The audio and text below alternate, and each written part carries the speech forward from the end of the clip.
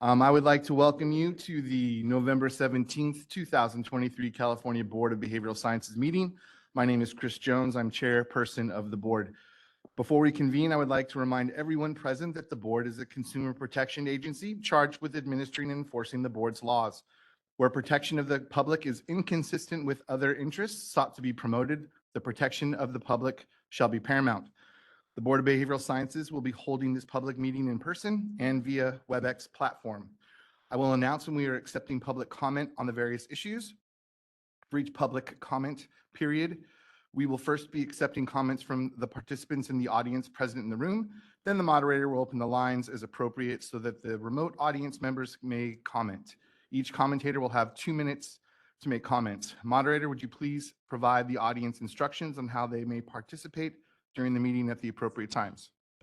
Thank you, Mr. Chair. Before we get started, I would like to remind board members and staff who are not speaking to mute their microphone during today's meeting.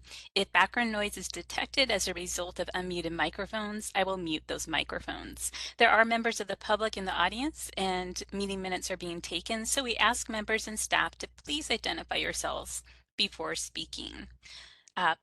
For the purposes of today's meeting, when the chair opens public comment, members of the public who would like to provide public comment at our DCA headquarters location in Sacramento can approach the table and microphone at the front of the room. For those joining us on WebEx, we will be utilizing the hand raise feature when public comment is called. You may raise your hand by either clicking on the hand icon next to your name, or if you've called into the meeting, pressing *3. And we will display these instructions every time public comment is called for. With that, I return the floor back to you, Mr. Chair. All right, thank you, moderator. Members, during the roll call, please introduce yourself and let the public know whether you are a public or licensed member. Christina, please call roll to establish a quorum. Okay, I'll start with the members joining us through WebEx. Kelly Ranasingi, Present. Public member. Eleanor Uribe, Present. LCSW. and at headquarters, Dr. Annette Walker. Present. Good morning. A public board member, pronouns she, her, and hers. Yvette Caceres Willis, Present. Yvette Caceres Willis, Public Board Member. Nicholas Boyd,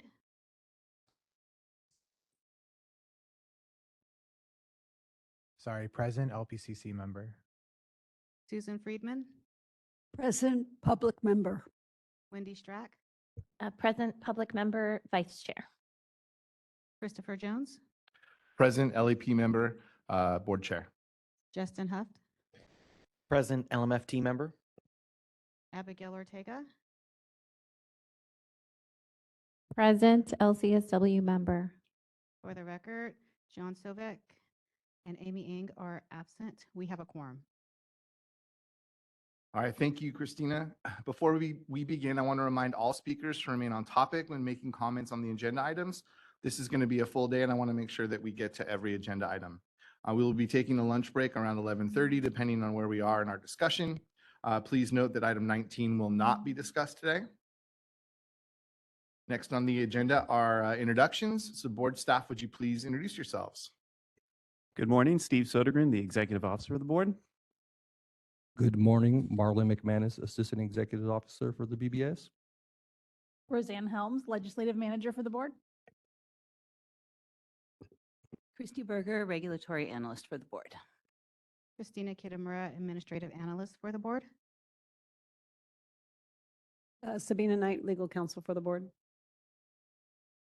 All right, thank you. Now it's time for the public to introduce themselves if they would like. This is voluntary. Is there anyone in the audience that would like to introduce themselves? I'm not going to be the only one Yeah. Good morning, Ben Caldwell, MFT. All right, thank you, Ben.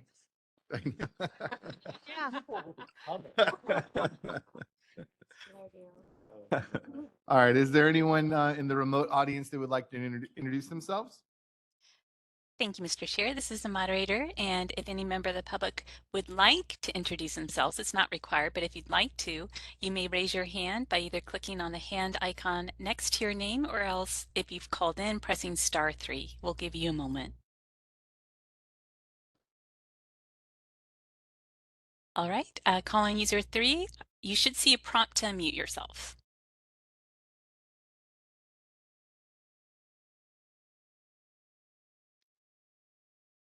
I believe it's *6. There you go, you're unmuted.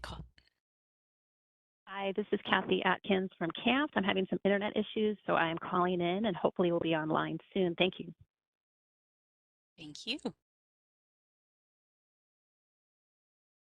All right, I'm seeing no other raised hands, so I return the floor back to you, Mr. Chair. Thank you. Next on our agenda is item 13, the consent calendar. I'm sorry, the possible approval of the August 17th, 2023 board meeting minutes. Does any member wish to remove or correct any items from the meeting minutes? I would, if that's okay.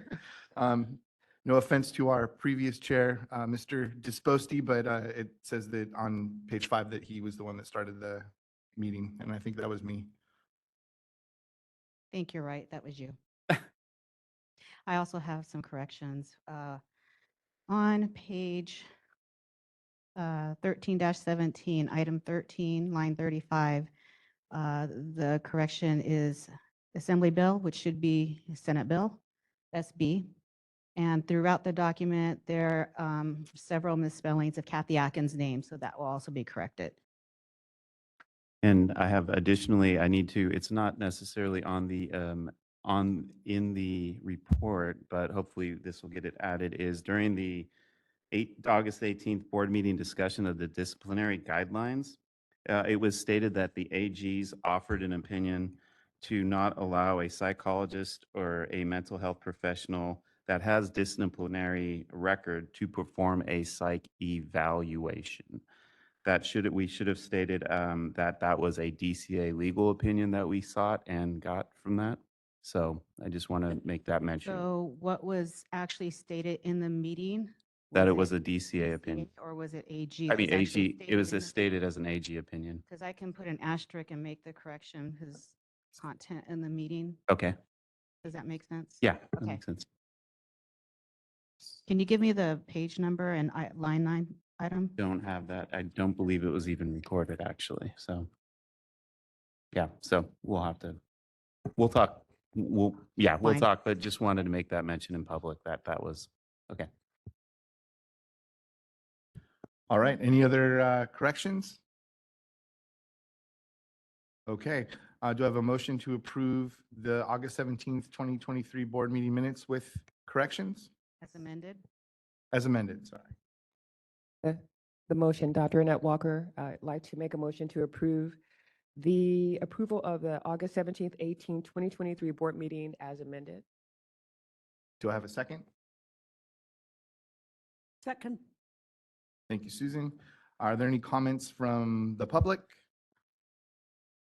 Are there any comments from our remote participants?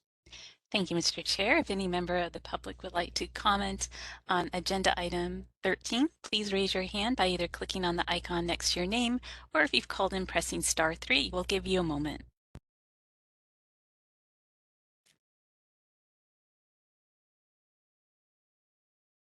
This is the moderator. I see no requests for comment. I return the floor back to you, Mr. Chair. Thank you. Any additional comments from our board members? Near and far. No, over. Awesome. All right, Christina, will you please take the vote? Yes, I'll start with Abigail Ortega, Yes. Justin Huff, Abstain? Chris Jones, Yes. Wendy Strack, Yes. Susan Friedman, Yes. Nick Boyd, Yes. Yvette Caceres Willis, Yes. Dr. Annette Walker, Yes. Kelly Ranasingi, Yes. Eleanor Uribe. Motion carries. Wonderful. Thank you, Christina. Next on the agenda is item number 14, the board chair report. I'm happy to report that we have a new board member with us today for the first time. Nick Boyd was appointed by the governor and will be serving as the board's licensed professional clinical counselor member. Nick, would you please introduce yourself? Sure, absolutely. Welcome to be here. My name is Nick Boyd. I am the LPCC board member. Serving in this vacancy, I hold an appointment, academic appointment at the University of San Diego, where I'm an assistant professor there, as well as the Department of Affairs in San Diego, where I oversee one of the PTSD programs in the residential treatment program for post 9/11 combat vets. I'm also a veteran myself, served in both the Oregon and California National Guard as an enlisted MP member, and then currently serve in the California State Guard as a behavioral health officer, serving our service members up and down the Southern California state. Nick, welcome and thank you for your service. We also have Amy Eng, who's not with us today, but she was appointed by the Assembly and will be serving as a public member. We look forward to seeing her at our February meeting. Next is board member attendance. The report shows the board member attendance for board meetings and committee meetings during the last fiscal year. Please let staff know if you believe that there are any errors. As a reminder, attendance at board meetings is very important. Future board meetings, you will see in the materials the list of the upcoming board meetings. And now we have staff recognitions. I would now like to congratulate a couple of our BBS staff members for achieving some milestones in their careers. We have staff member Haley Sutter celebrating 5 years. She might be on them. Right, all right. Arlisha Phillips also celebrating 5 years. Congratulations. Caitlin Martin celebrating 10 years. Sasha Addison, 15 years. Kill his last name. How do you say the last name? Gelski. Yeah. And Lisa Stigelski, also celebrating 15 years. All right, thank you. Congratulations to all. Thank you for all your hard work and dedication to the board. All right, next on our agenda is the Department of Consumer Affairs update. Karina Moreno from DCA's Legislative Affairs will be presenting an update on the Department of Consumer Affairs. Karina, the floor is yours. Is she not on?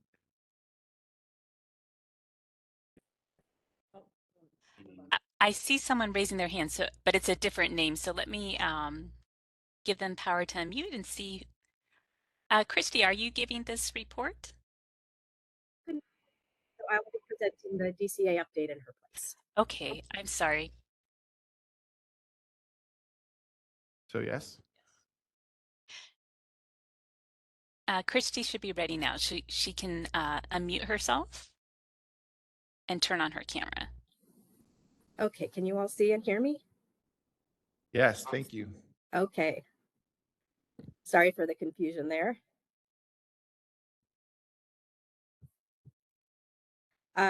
So as mentioned previously, my name is Christy Van Eycken of the Department of Consumer Affairs and appreciate the opportunity to join you today.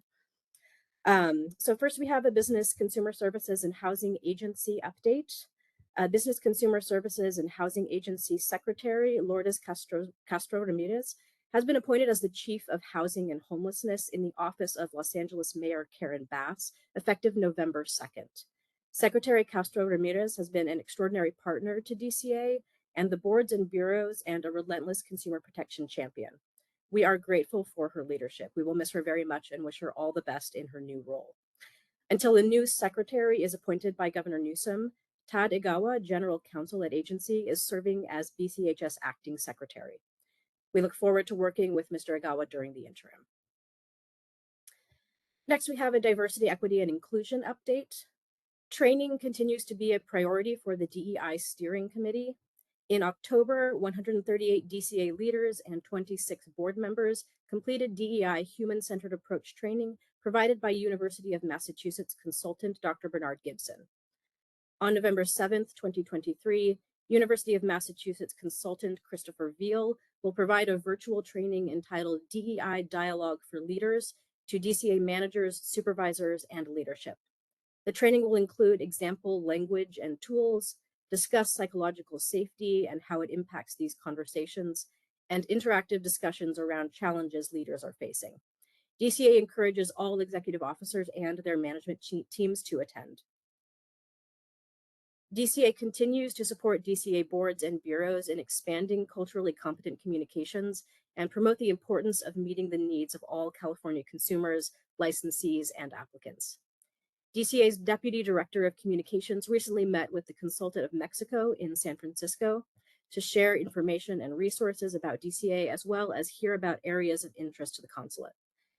As a result of the meeting, DCA offered partnership for future in-person and online events to share available consumer resources.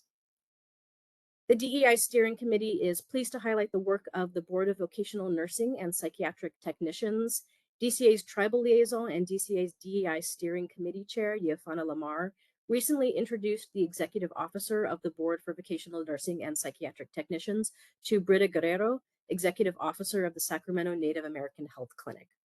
The meeting was to discuss the possibility of tribal health clinics serving as locations for vocational nursing students needing to obtain clinical hours required for licensure. Participants also discussed strategies to encourage members of California's tribal committees to consider becoming a healthcare provider. California's tribal communities, to consider becoming healthcare provider.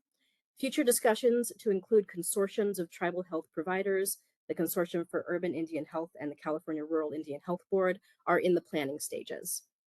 The DEI Steering Committee would like to continue to learn about and showcase the DEI activities of DCA's boards and bureaus. If your board has DEI efforts to share, please send them to DCA Board and Bureau Relations.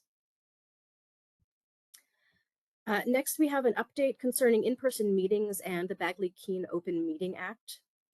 DCA boards and bureaus may conduct entirely remote public meetings without noticed locations accessible to the public through December 31st, 2023, so long as the public is able to participate in the meeting remotely.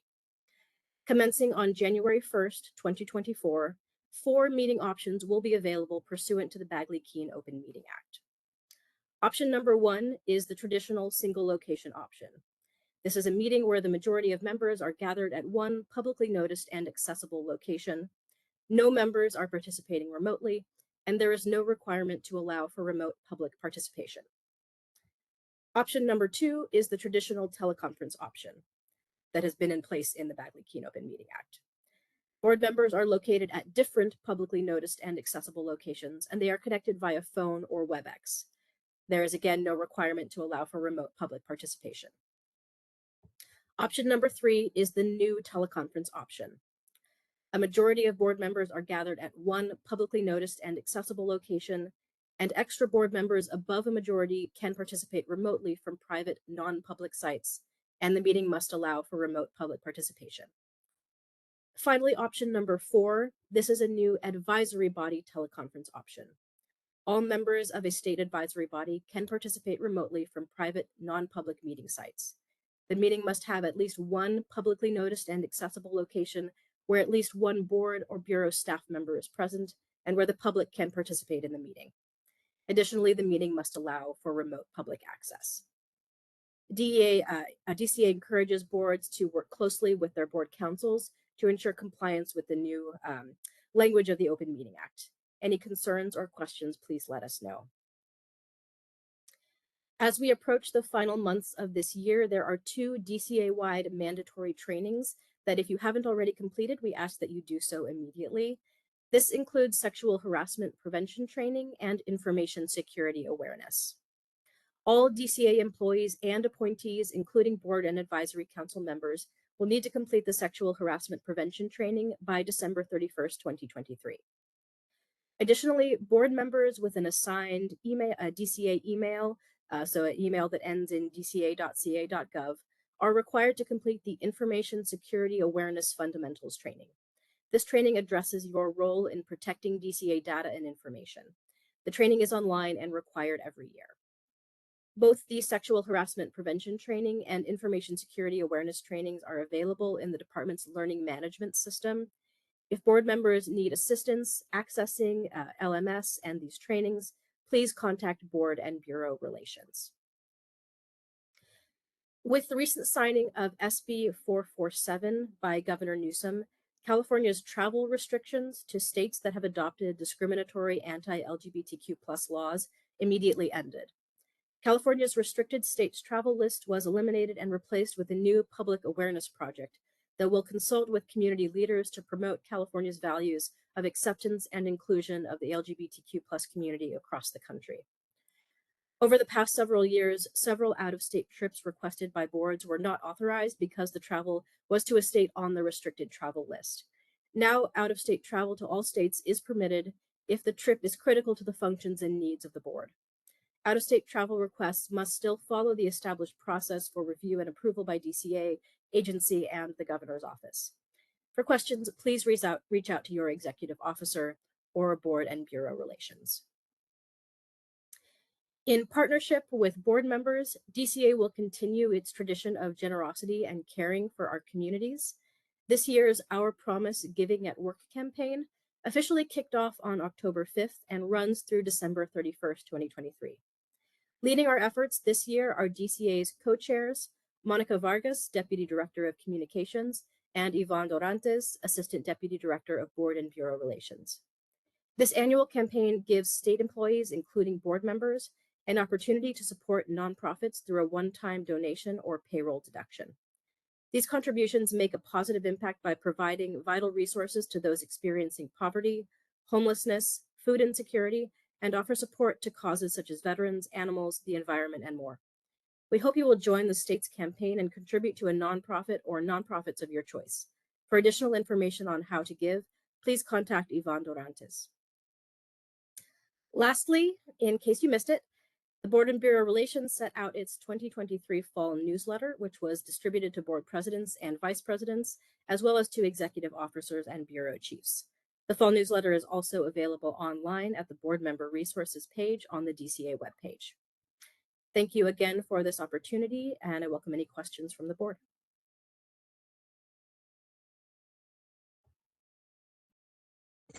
Thank you so much.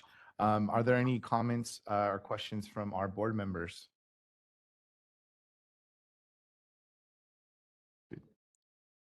Kelly or Eleanor? No questions, Chair. I'm sorry, Kelly, I didn't quite hear that. I'm sorry, I said there are no questions. All right, thank you. For me either. Are there any questions or comments from our audience? All right. Any comments or questions from our remote participants? Thank you, Mr. Chair. I'd like to encourage any public attendee that has a question on this agenda item to either raise their hand by clicking on the hand next to their name or simply pressing *3 if they've called in. We'll give you a moment.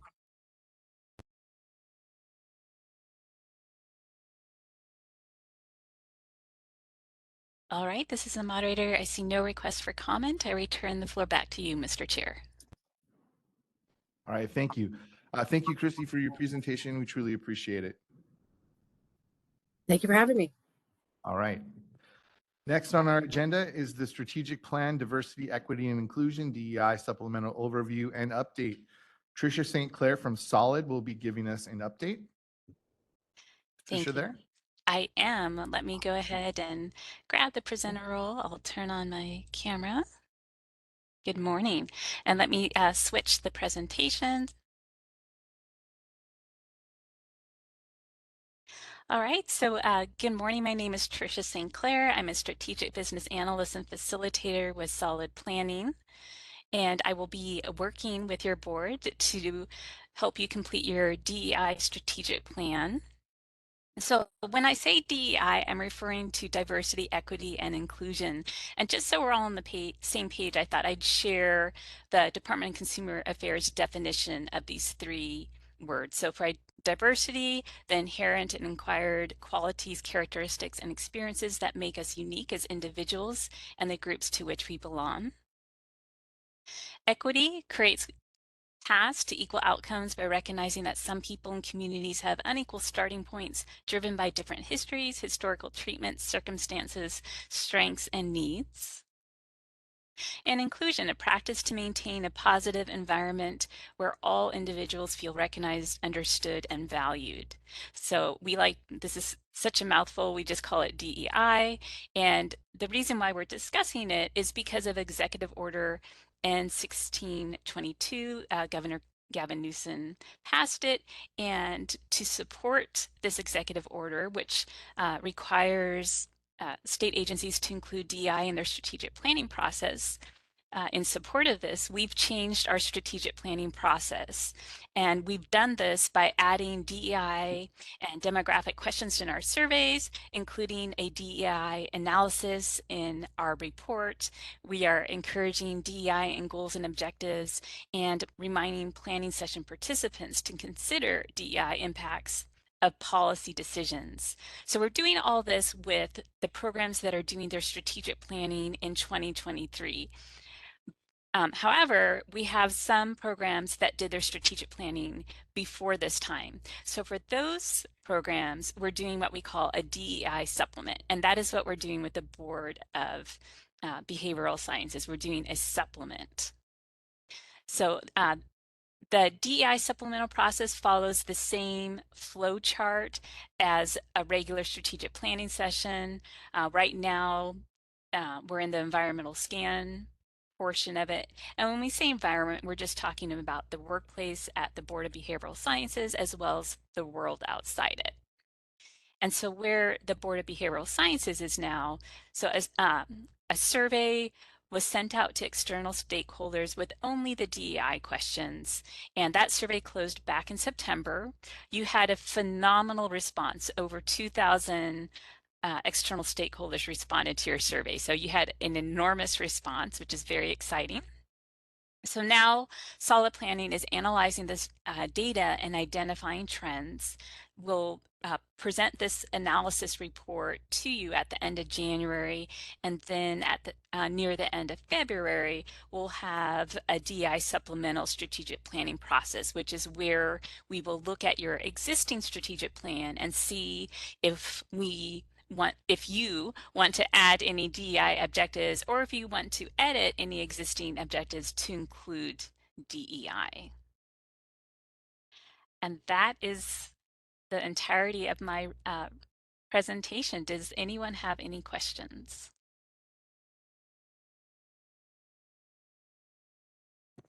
Are there any questions from our board members? Dr. Walker? Yes, thank you. Dr. Walker, Dr. Annette Walker, Public Board Member.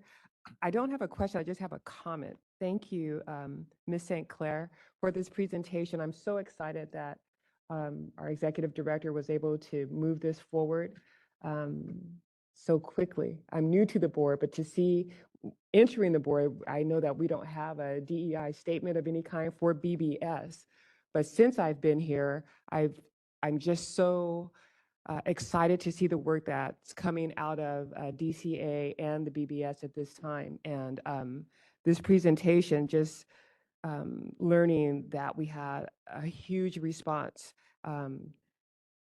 just kind of lets us know that we're not in this alone in seeking this information and wanting to be more inclusive, more diverse, and really celebrate equity as well when we can. So I'm just reacting right now to this great response that we have. So I want to thank those that took the time to take the survey. We do appreciate your feedback and your participation.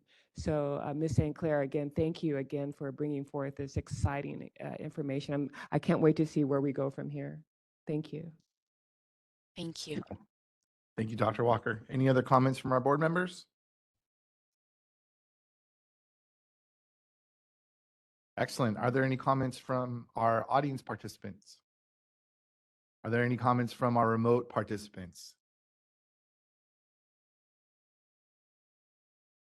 And I'd just like to encourage any people that are attending this meeting, members of the public, if you want to comment, you can raise your hand by clicking on the hand icon next to your name or simply pressing *3 if you've called in.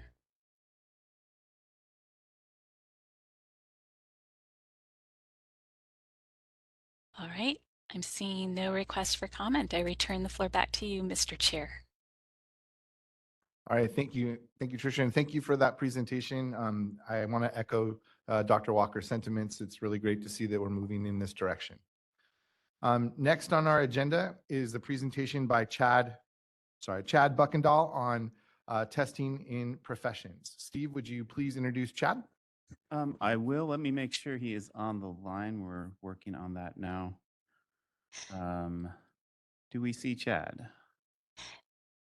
And this is the moderator. I am not seeing him. Okay. Yeah, we might then, if that's the case, I did send him. So we can move on to the next. You'll give me an update if he comes back on, and then we can do that after the executive officer's report, I believe.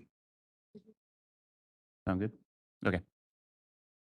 Okay, we can move on then to the executive officer's report. Is that okay? Yes, please, let's move on.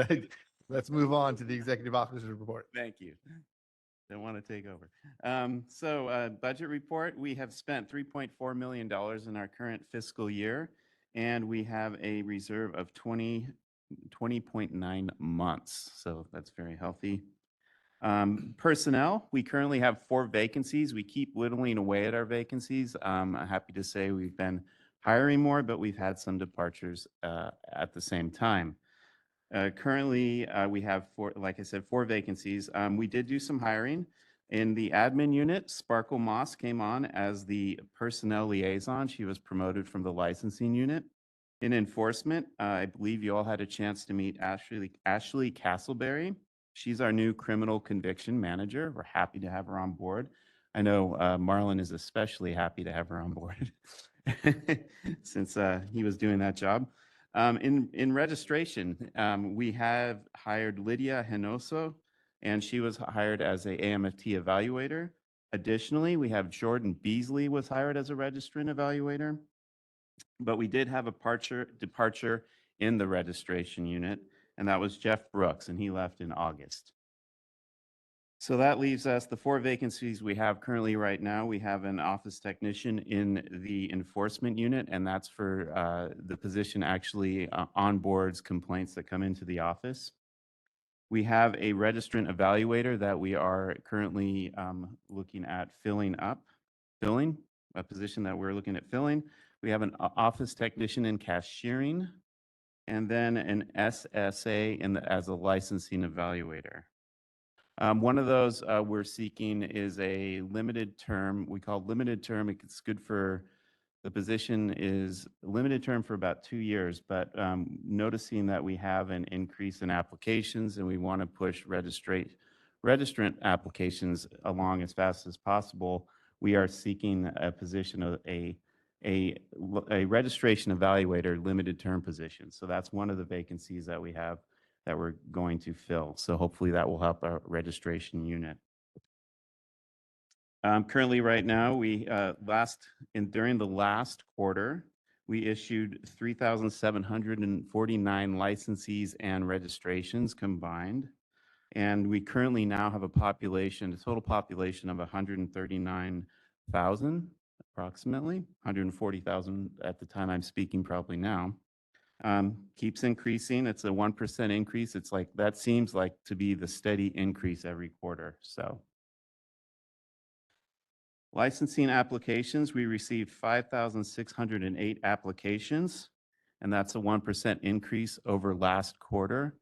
And when we're talking about licensing applications, I'd like to clarify, we're looking at the registrant applications, and we are looking at applications for what we call the examination. And those are the examination applications are the applications after a registrant obtains all their supervised hours and are able to apply to take the clinical exam.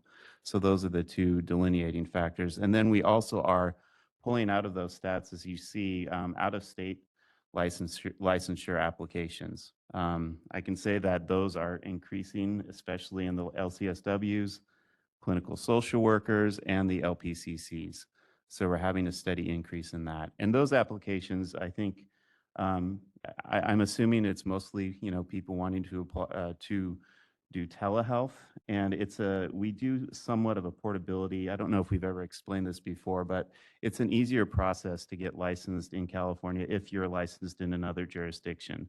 It basically is 2 years out of the last 5 years that you've had a license, you're in good standing, and you have to do some additional CE coursework and pass the law and ethics exam. But you do not have to take the clinical exam, and we don't do a full review of your supervised hours. So it's a little bit easier for them to get in. And I would be amiss if I did not address processing times. One of the things we try to do is be as transparent as possible. And part of that is putting out the licensing processing times online, so you can see that on Facebook what dates we're currently working on. Right now, we have a pretty big backlog, and that is really kind of indicative of many things. This year, we've had a great increase in applications. I put that in there. Usually, I don't really mention that, but AMFT, just in the last quarter, actually, AMFT registration applications were up 30%, and APCCs were up 17%. And I think LCSW registrants were up about 8%. It is our busy time, so there is cycles, and we are in that busy cycle. But beyond that, overall, we received quite a few more applications than last year at this time. I think for AMFT, it was a 10% increase. ASWs, it was a 5% increase. And the APCs, it was an 8% increase. Combined with that, staffing resources change. Unfortunately, sometimes we have not a hard time keeping people, but some people need to promote, which I wholeheartedly, I think that's great. And some people decide that one of our registrant licensees, he just had to move. So we have lost some people in the registrant unit, but we are hiring. And one of the things that we always try to do to mitigate these issues are we reallocate staff members. We offer overtime, and that's to try to mitigate the situation right now. And I can say the registrant evaluators, thank you. They've been doing a really good job of really picking up the pace and trying to get those applications, passed through. And we recognize, I know that it may not seem, because it may seem we're this big bureaucratic, uncaring, organization, but we do care, and we know how important it is to get you out into the workforce, and that's one of our main concerns, is to get you out so that you can actually start working. So, to mitigate the current backlogs right now, we are doing that, reallocating staff members, offering overtime, looking at training other individuals to jump in there and help out. And for the long run, though, we are also trying to figure out, we know we're going to hit this cycle time next year again. It's going to happen. May, June, July, that's where we get a lot of applications just because of graduation rates. So we are looking at ways to, increase our productivity and make the process easier for the registrant and licensees. One of the things that we are looking at, as it's been on the docket, but we are pursuing it too, is online applications, first of all, for making it easier to submit applications. We're looking at the way that schools and such send us transcripts and additional information that is needed for these applications to be processed. We are looking at staffing levels. We are looking at ways to kind of increase the communication when somebody actually gets there, when somebody does get approved, instead of having to wait for snail mail or having to check on Breeze every day to make sure when they've been processed. We're looking at ways to, emailing and communicating with them faster. So we are looking and planning definitely for next year. In statutory, we have it that we are supposed to be hitting a 30-day processing time for the registration apps and a 60-day processing time for the examination apps, and that's been in there for a while. And I think, unfortunately, right now we're at, for last quarter, for the registration apps, in total, we're about 60, this is an average for the quarter, 62 days is our high. on one of our highest registration.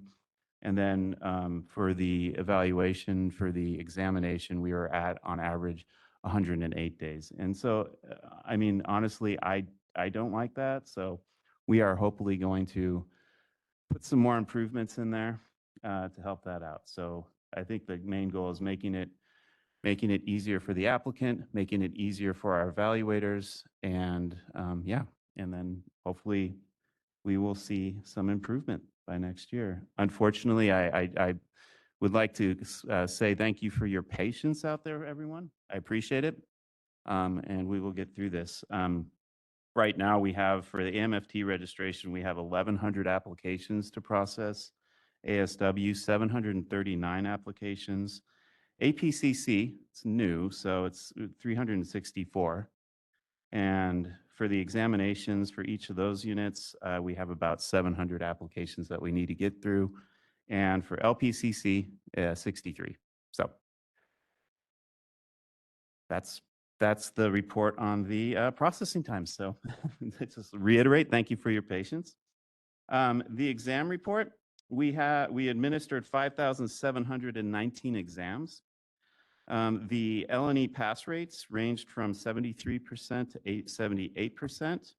That's the law and ethics exam pass rates. The clinical exam pass rates ranged from 73% to 84%. And we conducted 3 examination workshops for the development of our exams. We have to make note that ASWB, there's been a change to their administrator, their exam administrator. They are no longer with Pearson VUE. They'll be moving to PSI. And PSI is a exam administrator that the board used to use actually before, and then we went to Pearson VUE. So there's going to be some transition period, and that exam vendor change starts on will be going into effect on January 2nd, 2024. ASWB is not going to allow any exams to be taken between December 16th, 2023 and January 1st, 2024. ASWB will be providing the board with a report in November to assist us to work with candidates who are registered on or before October 31st, 2023, and whose eligibility may be affected with the blackout dates. Affected candidates may be provided an extension, and they will be notified by email. And if they do not have an email, we would highly recommend, if they're listening right now, please supply the board with your email, because that is the best way to communicate and for the examination unit. So their examination unit is on it, and we'll make sure that nobody is majorly affected by the blackout periods. In the examination occupational analysis, OPE conducted an occupational analysis for the law and ethics exams. The purpose, I think we've probably heard this a couple different times, but let me just reiterate, the purpose of the occupational exam is to identify the task and knowledge required for legal and ethical practice in California. And the results of the occupational analysis are then used to develop the California Law and Ethics exam, the questions and such. So the final examination outlines are attached for your review. We just like to show those so you can see the content of those exams. And they use the content then to work out the actual questions. Enforcement report, we had 537 consumer complaints, 202 criminal convictions, 474 cases were closed this last quarter, 16 accusations were filed, 8 statement of issues were filed, and 37 final disciplinary orders were issued. So on average, it takes 55 days to complete a board investigation and to complete a formal discipline. That's when we send it over to the AG. We are at about 371 days. So we are good there. We're meeting our marks. Moving on to the educational report. The board's Facebook page was, the reach was down, and so was our Instagram page. Not sure if that is a major thing to worry about, but we still have a healthy activity on both of those. And so we are finding it once again to be an excellent way to communicate. Actually, the Facebook pages and Instagram pages visits have been increasing, and I assume that is because of the backlog, but Facebook was up at about 101% and Instagram at 69%. And we are actually looking at kind of evaluating whether to continue the use of Twitter or X account. There's not much activity, and yeah, we're kind of considering that, not actually utilizing that much longer. Education and Outreach, CIC, the Consumer Information Group, that's the DCA phone, oh my gosh, Consumer Information, geez, I never get that right. Consumer Information Center, yes, they answer our phones for us. And they do a great job. They took on 3,700 calls. I got to write that down next time, just write it out. So they took on 3,700 calls for us last quarter, and the board actually answered to about 24,000 emails. And those are just from our email boxes, the group email boxes. That doesn't include staff emails. So we keep busy in communication, just like to note that.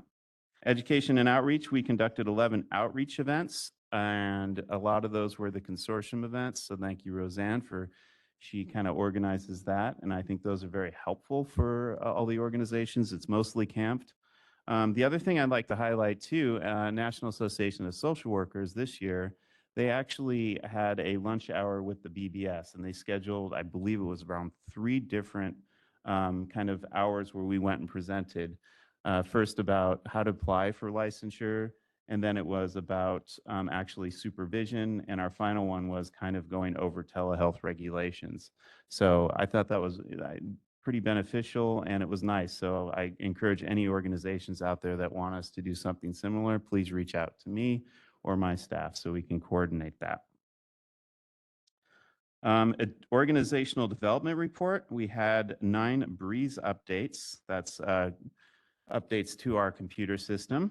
And we have 30 updates that are waiting. Some of those updates that were made, we now have name changes online, which is good.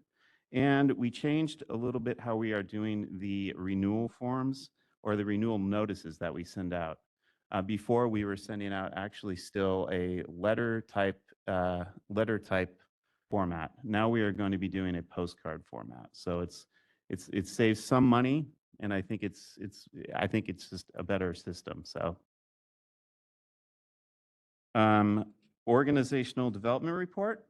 Currently, Marlon and I have been looking at the structure of the board and trying to figure out what the ideal staffing levels and kind of organization would be to address all our workloads. So we continue to work on that.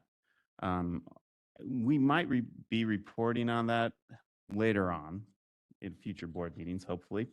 So we continue to look at that. And then the report on DEI. Do you want to talk about that, or am I going to put you on the? No, I don't mind. I think we're just going to reiterate a little bit what DCA has already kind of mentioned. So I just kind of go through this. So on August 24th,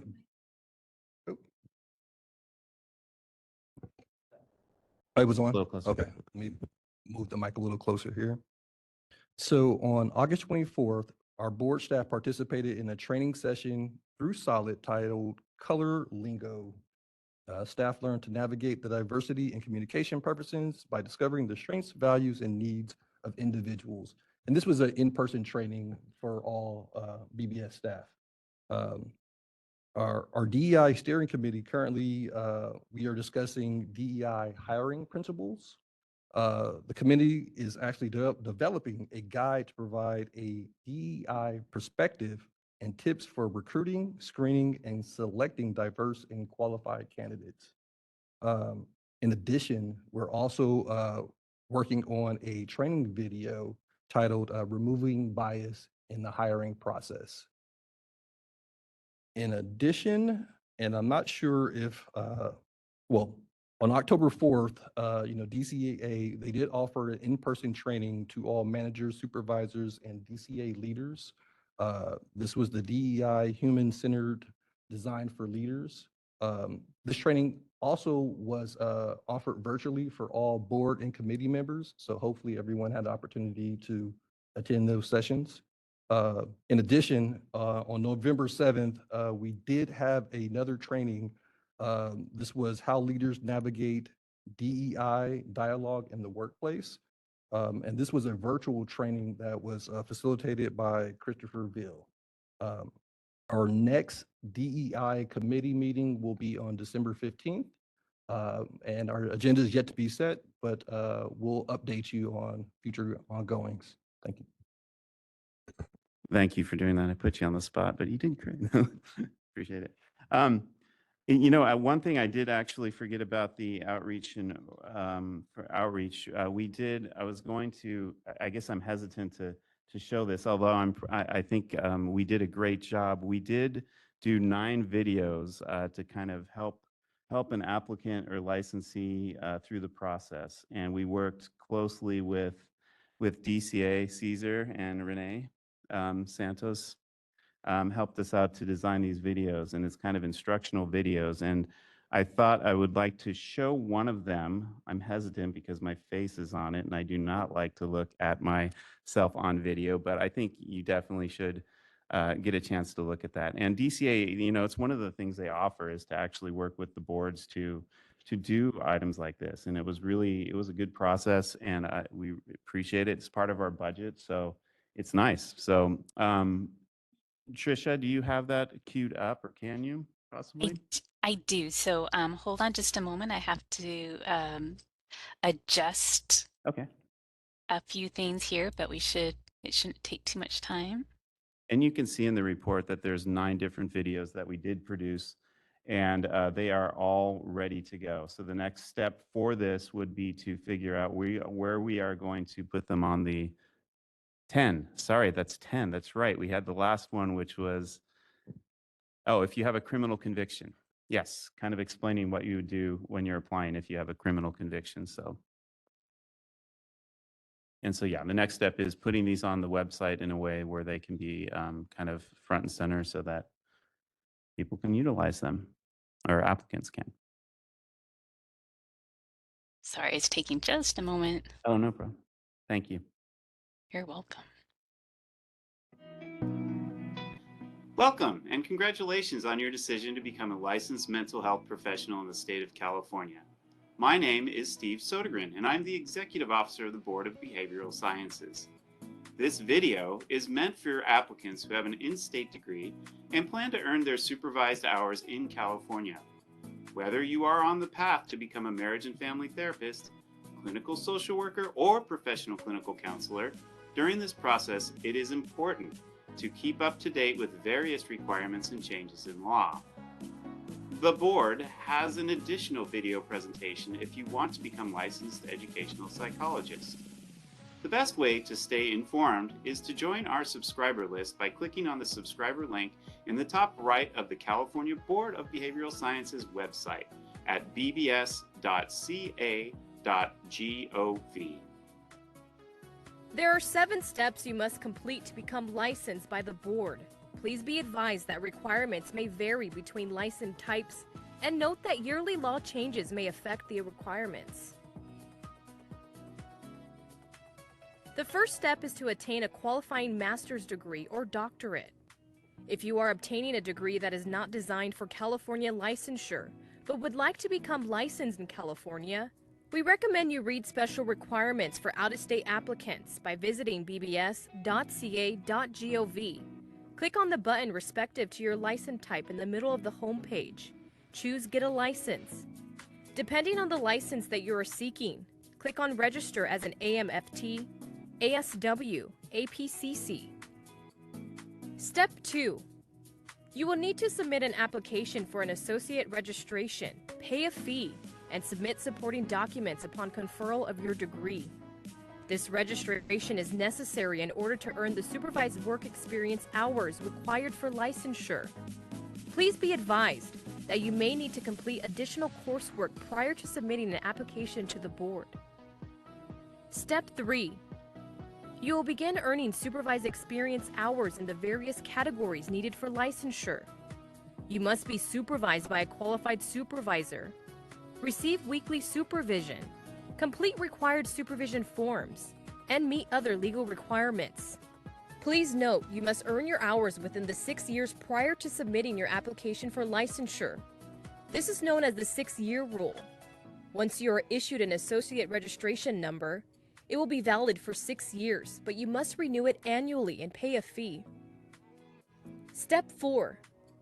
You must take and pass the law and ethics examination. At minimum, you must take the exam once per year to renew your registration until you have passed it.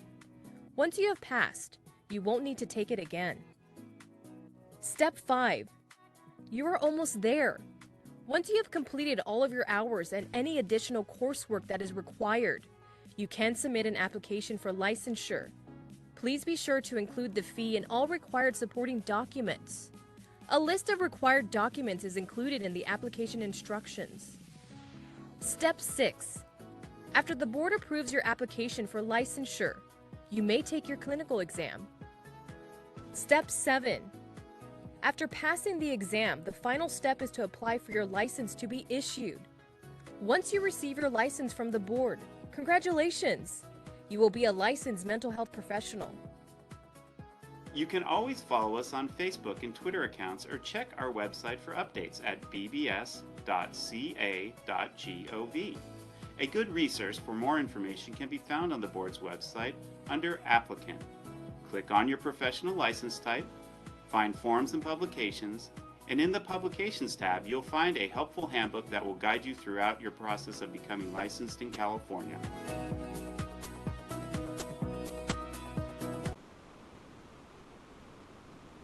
Thank you, Tricia. So there you have it. That was kind of just a little bit of what the rest are like. So I hope you appreciate it. So I think that is about it for the executive officer report. Now, questions. Thank you, Steve. And will you be signing autographs later? I want to thank you for your report. And I do appreciate your honesty and transparency with regards to the registration times. So that was great. Are there any questions from our board members? Dr. Walker. Thank you. I totally echo our board chair's sentiments there. The transparency and your report was just, I can't hold back my enthusiasm.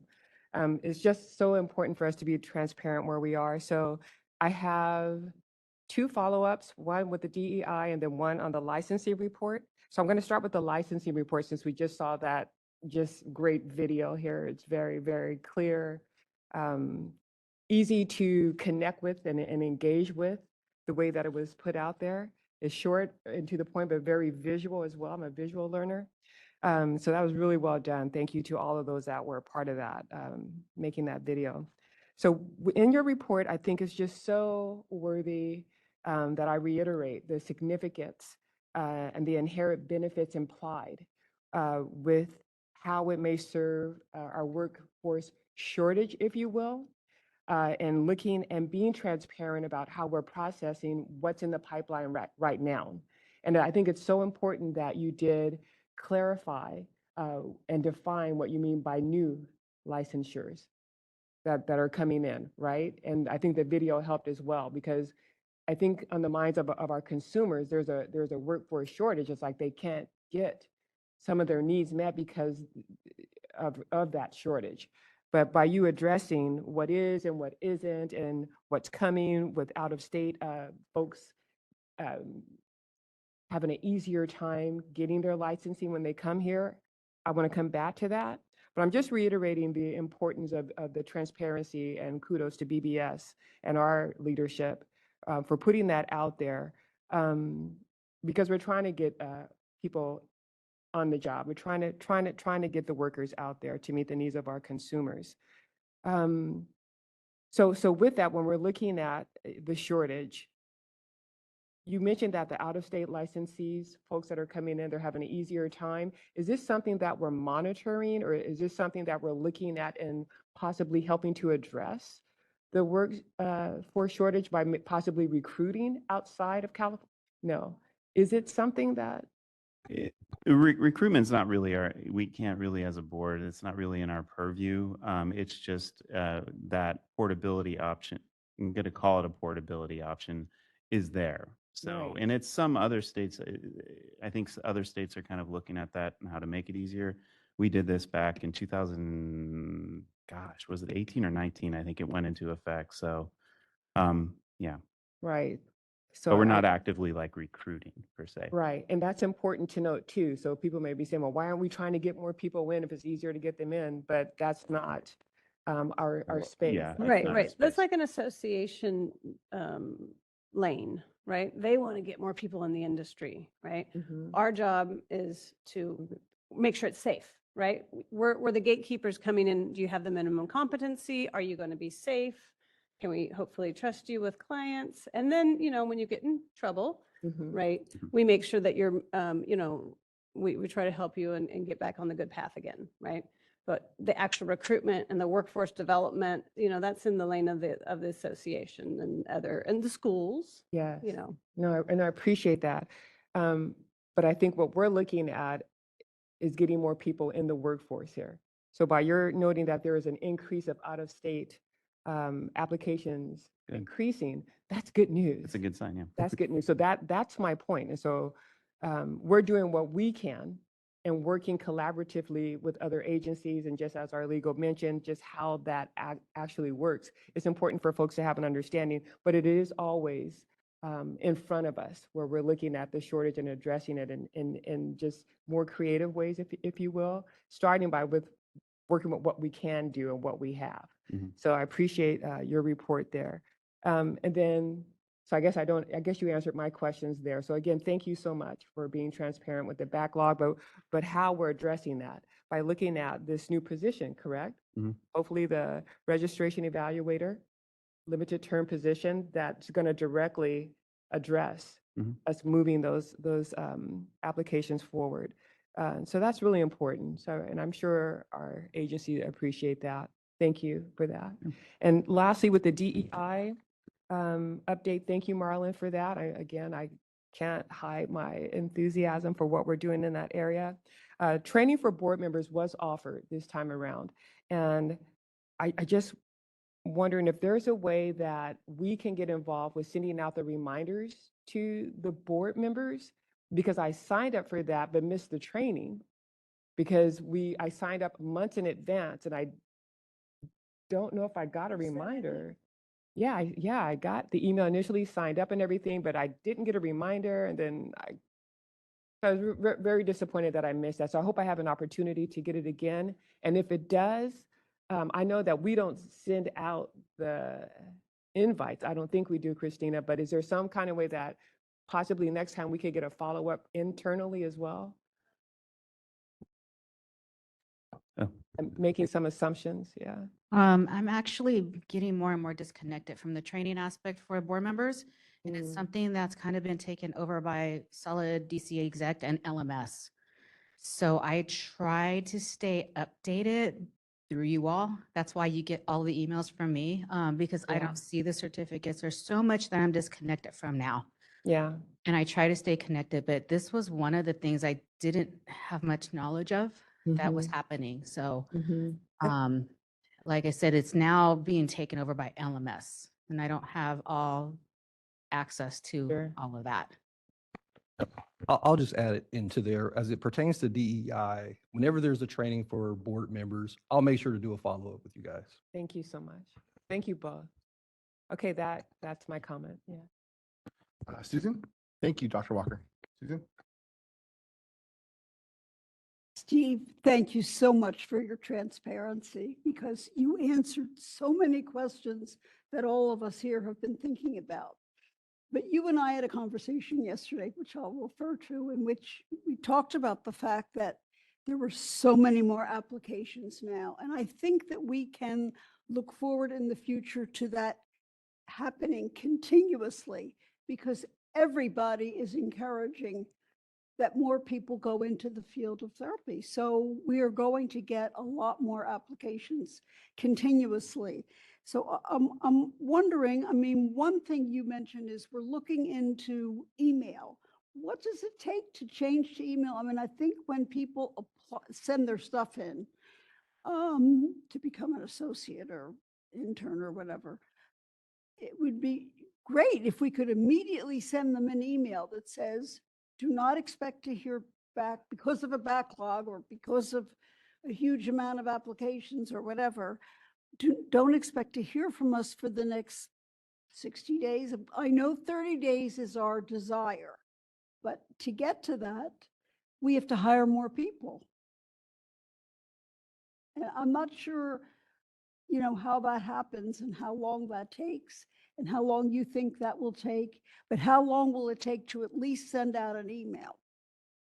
Well, we currently, I mean, we utilize email, currently what I was talking about on kind of mentioning during my report was actually automating a process. I know that our evaluators actually use emails to connect with applicants maybe on deficiencies and also for, giving final approval letters, but we're working on so that doesn't rely on the actual evaluator to take their time to do that, to work with Breeze. So Breeze automatically sends out notifications. But we do currently, as much as we can, we've kind of, I don't want to say it's kind of patchwork emails, but we do utilize emails to get out communications further. And also with, status reports, that's the one thing that when we get into these backlogs, we do get a tremendous amount of emails of people wondering where their applications are. Right. Which takes up additional time for the evaluators to look and kind of respond to those emails. So we have started, instead of necessarily replying to all those emails, I know many of our units have set up automatic replies to kind of explain to them, here's the situation. And one of for the registrants especially, or for anybody, is saying, go online, because we post our timelines on Facebook. Or you can get that through our website too, to see where we are with processing times. And if your application was received, or, if you sent your application in before that time, and then we're saying we're processing these, then definitely please reach out to us because we need to figure something out. So kind of, explaining more of we do use emails. So yeah, we continue to try to perfect that. I mean, communication is a big thing, and I know as you see, we have 24,000 emails that we respond to on a quarterly basis. And, looking at those, really delving into the actual staff workload and such, we need at least, I think for each of those units, one person just addressing emails alone. It takes up a lot of time. And I don't want to diminish our communication. So that's what we're looking at for the resources. How do we get that full so we have somebody that can just communicate on email for people? And there's a lot of stuff we're looking at. So Well, you mentioned that you're trying to train people who do other things to do this temporarily. And I would hope that we can train as many people as we can so that we can increase that to just 30 days and let people get out there working, because we need those people out there working. We don't need them waiting 60 and 90 days to be able to start working. No, definitely.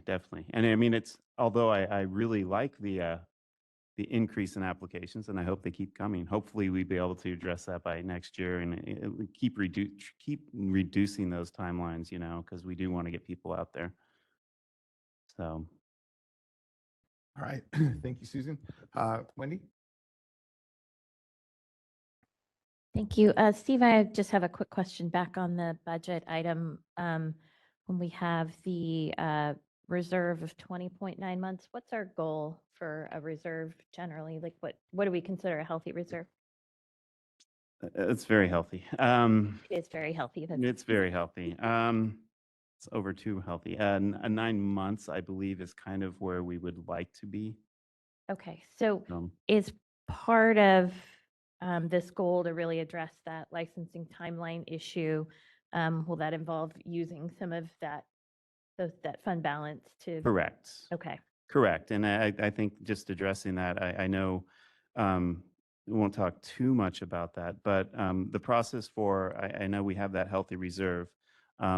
I cannot spend that right away and hire people. We have to go through the budget change proposal process. So we have been looking at that. And that's kind of what I was talking about, looking at our organization and seeing, what we're looking at as the ideal situation of how would we want to be staffed. And then let's look at that and look at the workload, get that justified, and then present those, the budget change proposal to actually be able to spend that money. So definitely, I mean, it's good that it's out there. We need to maneuver to try to, get approval to use that. Great. So Thank you. I'm glad to see that you're looking ahead and, yeah. and figuring out ways to kind of set us up well for the future. So thank you. Abigail? Hi, Abigail. So just to echo like what Susan was saying about the associates, right, waiting, like I think that point's been made clear that they're waiting to be employed. And, they can't be hired, right, as well. So like employers and, right, workers are, there's no movement. It's stagnant. So like, I'm curious what, like if maybe you can show us like how things are prioritized, because it's one thing that you're already registered and working and you're waiting to get a testing date. It's another thing that like, you're not working and you're waiting just to like get started. So I don't know, is it the same person that is managing the registrations for the associates and then also for the licensing, or is it separate departments? And you don't have to like answer all of this right now, but I would love to see like a breakdown of like what happens, like the life of a application. And do you guys use like what technology do you use? Because I've been in like admissions office for universities where they have barcodes and they like scan the charts, and that gives like updates sent automatically to applicants. So, just so that we can see like where things don't have to be manually done, right? Because that would save a lot of time. Yeah. So, Oh, no, I can answer some of that. I mean, actually, it's kind of good to just to go over that. I mean, we do have two units that we have the registration unit and then we have the licensing unit. And when I say registration unit, those are the individuals that are reviewing the registration applications. And the way that the registration applications are really prioritized is first in, first out. As when you get your application in, we try to get that done as fast as possible. If you have a deficiency, this is one thing actually I'll mention here too. Let's say you do get an evaluation and you have a deficiency. You won't get put back to the back of the line. We actually look on a daily, weekly basis to try to clear up those deficiencies as soon as possible. So we're really trying to get people, their registration applications. Additionally, subsequent registrations, after 6 years, you have to reapply for a subsequent registration.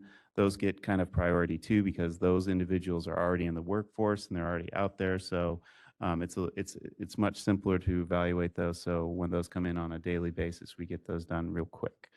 The licensing unit, they're the ones that actually evaluate the supervised hours and get ready for the clinical exam. Same thing. It's just as they come in, that's how they're prioritized. So, and the same thing with deficiencies. You don't get put to the back of the line. We look at ways to get them through.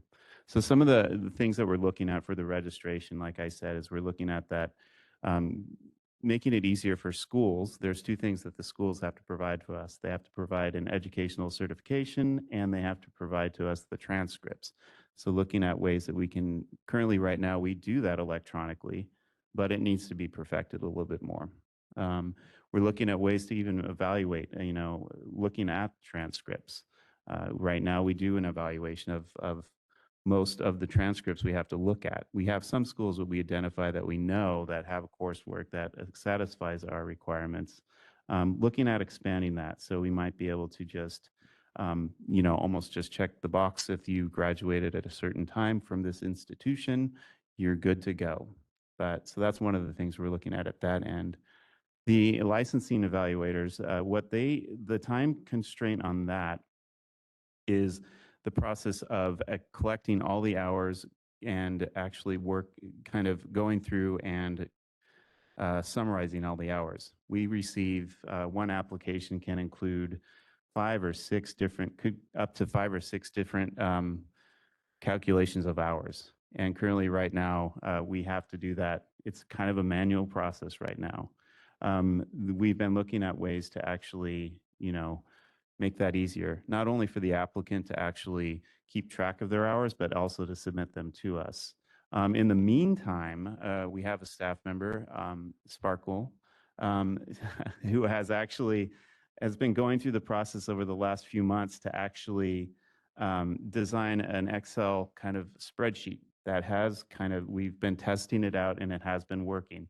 And so that makes it easier on the evaluators to have to, to calculate the hours. So that's one thing, that's kind of a stopgap measure, because my ideal goal is to have something where it's an online submittal of hours. And we are currently in discussions with various people to look at that, to see how we can do that. So a little bit more, but Wow, just so- kind of want to explain a little bit more. Yeah, I think that breaks down, like where we are and like what we're causing, right, to shift. And we can track those shifts more closely. So yeah, thank you for, the details that go into it and for trying to streamline the process. And I like the idea of having a temp during like peak seasons of, of the applications. I've seen that. I've actually done that in admissions office where I had a temp position for like 8 months when they needed, that extra support. So it was a very seasonal thing. Yeah. So, and then my second thing is I see the DEI trainings are happening very frequently this year. Is that like the plan moving forward? Is that something that's going to be sustainable You mean more trainings and at the frequency that they're being held now? It seems like yeah, there's been like 4 or 5, right, in the past. It's really, I mean, it's the department is offering them. So Oh, okay. I can't really, it is a lot, it's a big effort and it's been great. The trainings have been great. And I think it's something that they will continue on. It's a pretty big effort though. Like it has been a lot of trainings. Yeah, But I'm not very saying it's too beneficial. many trainings, but I'm saying it's great and like, is that going to continue? I think it's going to be part of the whole culture of, and offering those. Goingly, Yeah. not just a. Oh, not just, benefit. yeah, I see what you're saying. Not just, no, Okay. I believe it's definitely, and they have the DEI work committee and stuff. So the committee itself, I'm sure will offer or will kind of look at ways to, what other trainings can we get and stuff. So. Amazing. Thank you. Sure. Thank you, Abigail. Any other comments from our board? I have a comment, Eleanor Uribe. All right, Eleanor, go ahead. Yeah, good morning. I just want to thank you for the report, Steve, and also just for all the people behind the scene that just really don't get mentioned, and the staff, and Marlon, Christina, Sabrina, all you guys. I know it's a big team, so I appreciate that. And I was just going to say, I know there's also I'd encourage people to take advantage of those presentations. I've been on somewhere they do present how to do these different processes. It sounds like the LMFTs are taking advantage. I would like to see the other licensees use that more, because it'll increase the applicants and just to basically meet community needs. Thank you for sharing on the polls, all the different people who participated. That's awesome to hear that many people did. And also the videos. I know that's taken a lot of time, but I think that will be really helpful that we can post those and even make them available in schools in different settings. So thank you for the work that you're doing. I was going to have one suggestion, and I know things are already in the works, but you know how we get like a package by one of the deliveries that come to your house, and it might be a tracking. So that might be another thing that we can implement, putting like a tracking system so they know like where in the process that they are. Just a thought. Mhm. That's Definitely. All right, thank you, Eleanor. Any other comments? All right, how about comments from our audience?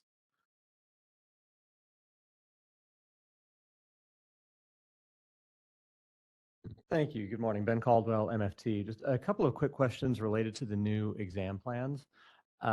There's no date on them. When do the new exam plans actually take effect? Knew you were going to ask a question that I'd have a hard time answering. I believe it's going to be the first of the year. It's in I think, I can't remember what the cycle time is now, but I believe in January. Will there be public communication so that licensees, registrants, well, I guess not licensees, but folks who are planning to take the exam, like they'll be notified about the change in the exam plan? We don't usually do that. I can actually I can talk with OPS to see if that's something that we might consider. Seems like that should be a thing. Okay. Okay. And then the second question, there's nothing in the MFT Law and Ethics exam plan that identifies its source material. Just as a reminder, there are two codes of ethics, CAMPTs and AAMFTs, that both claim to govern the field of MFT. And there are more than 20 substantive differences between those codes. Those differences are not trivial. They're in topics like protected classes for anti-discrimination and restrictions on sexual relationships with former clients and their family members, things that are likely to come up on an exam. Steve, I brought this to your attention last year. You were very kind. You forwarded the issue to OPES, told me in February that BBS and OPES would work together to address this publicly.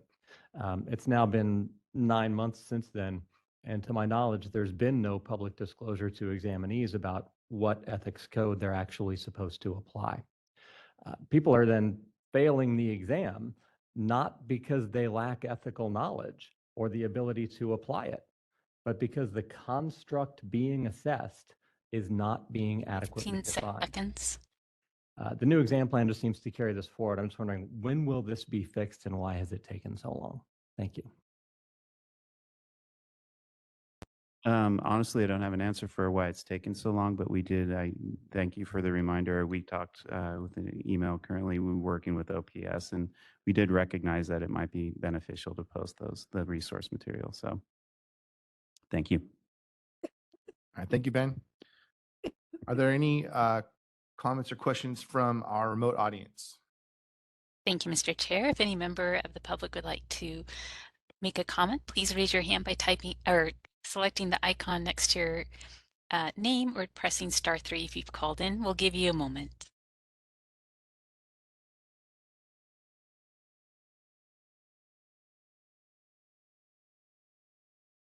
All right, I see no requests for comment. I return the floor back to you, Mr. Chair. All right, thank you, moderator. Moderator, do you know if Chad Buckendahl has entered the room? He has. Okay, so let's do this then. He has a presentation. Why don't we take a break as it's almost 10 o'clock. So why don't we take a 10-minute break and then we will return to his presentation.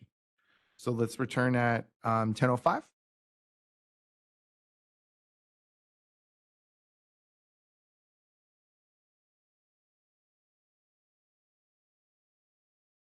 All right, thank you. Next on our agenda is the presentation by Chad Buckendahl on testing in professions. Steve, would you please introduce Chad? Yes. Hi, Chad. Thank you for being on the line and for waiting. I appreciate that. So we've been having a lot of discussions, as you know, concerning exams, and I want to continue the conversation moving forward. It's going to be part of our workforce committee, or what used to be our licensing committee. But one of the questions I had, kind of how do you explain why we use exams? And I think when I was talking with some of our my cohorts, Chad's name came up as somebody who had a great way to explain why. And so after my discussions with Chad, I thought it would be kind of beneficial to have him come and talk about licensure exams, the origins, what are the goals of the licensure exams, and what are the characteristics of licensing exams. So it's really just kind of a overview of licensing exams. And Chad was nice enough to accept my invitation just to kind of give us some more information about exams. Now, this is just really just a presentation for more information. I mean, I know there is, you know, a lot of more discussions that we were probably going to have, like I said, in the workforce committee about our current exams, about ASWB, but just as kind of an educational point. So Chad is from ACS Ventures, not Adventures, Ventures. He has 25 years of experience with professional credentialing examinations in the legal, healthcare, education, and finance sectors in the US and the UK. He currently works with PK-12 education and language assessments for assessment programs in the US and UK. He has a lot of experience, and I learned a lot from him in our brief conversations. So hopefully you'll get something out of this. So Chad, you can take it away. Thanks, Steve, and thanks to everybody on the board for spending a little time this afternoon for me. I'm on the East Coast this week in talking about this. So part of my background is for the first about decade of my career, I spent working with the Burroughs Institute of Mental Measurement at the University of Nebraska. And so that's historically, it's kind of been known as the Consumer Reports for Testing. And so our role was to evaluate commercially available tests through the Institute of Mental Measurements and then through the Institute for Assessment Consultation and Outreach. We worked with programs that were sometimes called proprietary or not commercially available. And so things in the licensure, certification, registration, accreditation sort of space. And so in talking with Steve a little bit about some of the questions I know that you've been facing, he was saying, well, what is the, how did licensing kind of get started, or what was some of the background? And part of my interest in testing is in kind of the history of testing. And so how do we get to where we are now? And so I have just kind of a short presentation to kind of link kind of historical elements of licensure testing in particular, but then kind of connecting that to some of the things within professional standards and also accrediting bodies that look at both certification and licensing examinations. And so I'll have about 12 to 15 minutes or so of kind of discussion, and then open it up for questions for as long as you want. So next slide, please. So in terms of licensing programs in general, they actually kind of stretch back about 4,000 years. Now, there's a typo in my first slide, which is embarrassing.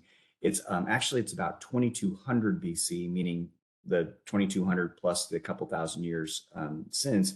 It means about 4,000 years ago, we have records from China for the development of their civil service examinations. Now, these were essentially done to either select people for government service or replace people who were in government service. And this happened kind of locally, regionally, and then nationally. So there were 3 levels of examinations that you needed to do. These were largely performance assessments. So things like writing, arithmetic, ceremonial rights of both kind of the government and private public life, as well as more interesting things like archery, horsemanship, that were kind of part of what it meant to be a civil servant within the government. And the key thing to kind of illustrate here that these were common job-related measures. There were concerns about nepotism and, if you knew the right person that you could get a job. And so they created this system of standardized examinations largely to provide equitable opportunities for people, regardless of where they came from in the country, in order to have that opportunity to demonstrate. Now, it's still ultimately, their failure rates were incredibly high because there wasn't an unlimited number of jobs. So at each one of these levels, the pass rate was anywhere from a 1% pass rate to about a 5 to 7% pass rate. So very few people actually, were selected for these roles, but they had opportunity through this examination process to do that. So as we fast forward then to the, really quickly fast forward to like the 1800s, India adopted a kind of a similar civil service exam that the British implemented there for working in the government. And then eventually, kind of by the mid 1800s, the UK also implemented this sort of civil service. But these were all modeled from China. So China was kind of the origins of systematic testing. One of the things that it did in particular, as this process kind of spread throughout Europe, is it replaced what was deemed kind of a monopoly by the guild systems. So in order to get into different professions, you had to kind of go through a rite of passage. And again, selection into this could be because you had family relationships, or you bribed the right person and you could kind of get in to a particular guild, and that would then give you right to practice in a certain role. And without being part of that guild, you couldn't practice. And so licensure as a process really was intended to try to provide more criterion referenced, equitable opportunities for people to enter professions. Licensure in particular, as compared to certification, licensure is considered mandatory versus kind of true certification is considered voluntary. We recognize that the lines have really kind of blurred over the decades, that there are some certifications that are essentially required to practice. So in most states, you need to be certified as a physician assistant, for example, in order to practice. So it functions as a de facto license, even if it's not necessarily licensed in terms of kind of the naming convention that the profession uses. Ultimately, licensure, though, the origins around how that became part of the legislative process for, again, I think every licensed profession in the US goes through legislative, not every, most licensing processes go through state level legislation, with the exception of things like the FAA for pilots or lawyers. Lawyers go through the judiciary branch in order to become licensed. But ultimately, public protection is the underlying rationale for why licensure programs exist. This was brought upon largely because of variability in preparation or training programs that were producing doctors or dentists, nurses, other sorts of professions that they were concerned about causing kind of risk to the public. And for a lot of professions, a layperson doesn't know if they're getting good or bad service from something that is kind of outside scope of practice or poor scope of practice from an individual. Again, unless it relates to kind of like an ethical breach, whether it's financial inappropriate relationships, substance abuse, those sorts of things don't necessarily fall into practice-related reasons why somebody may not be minimally competent.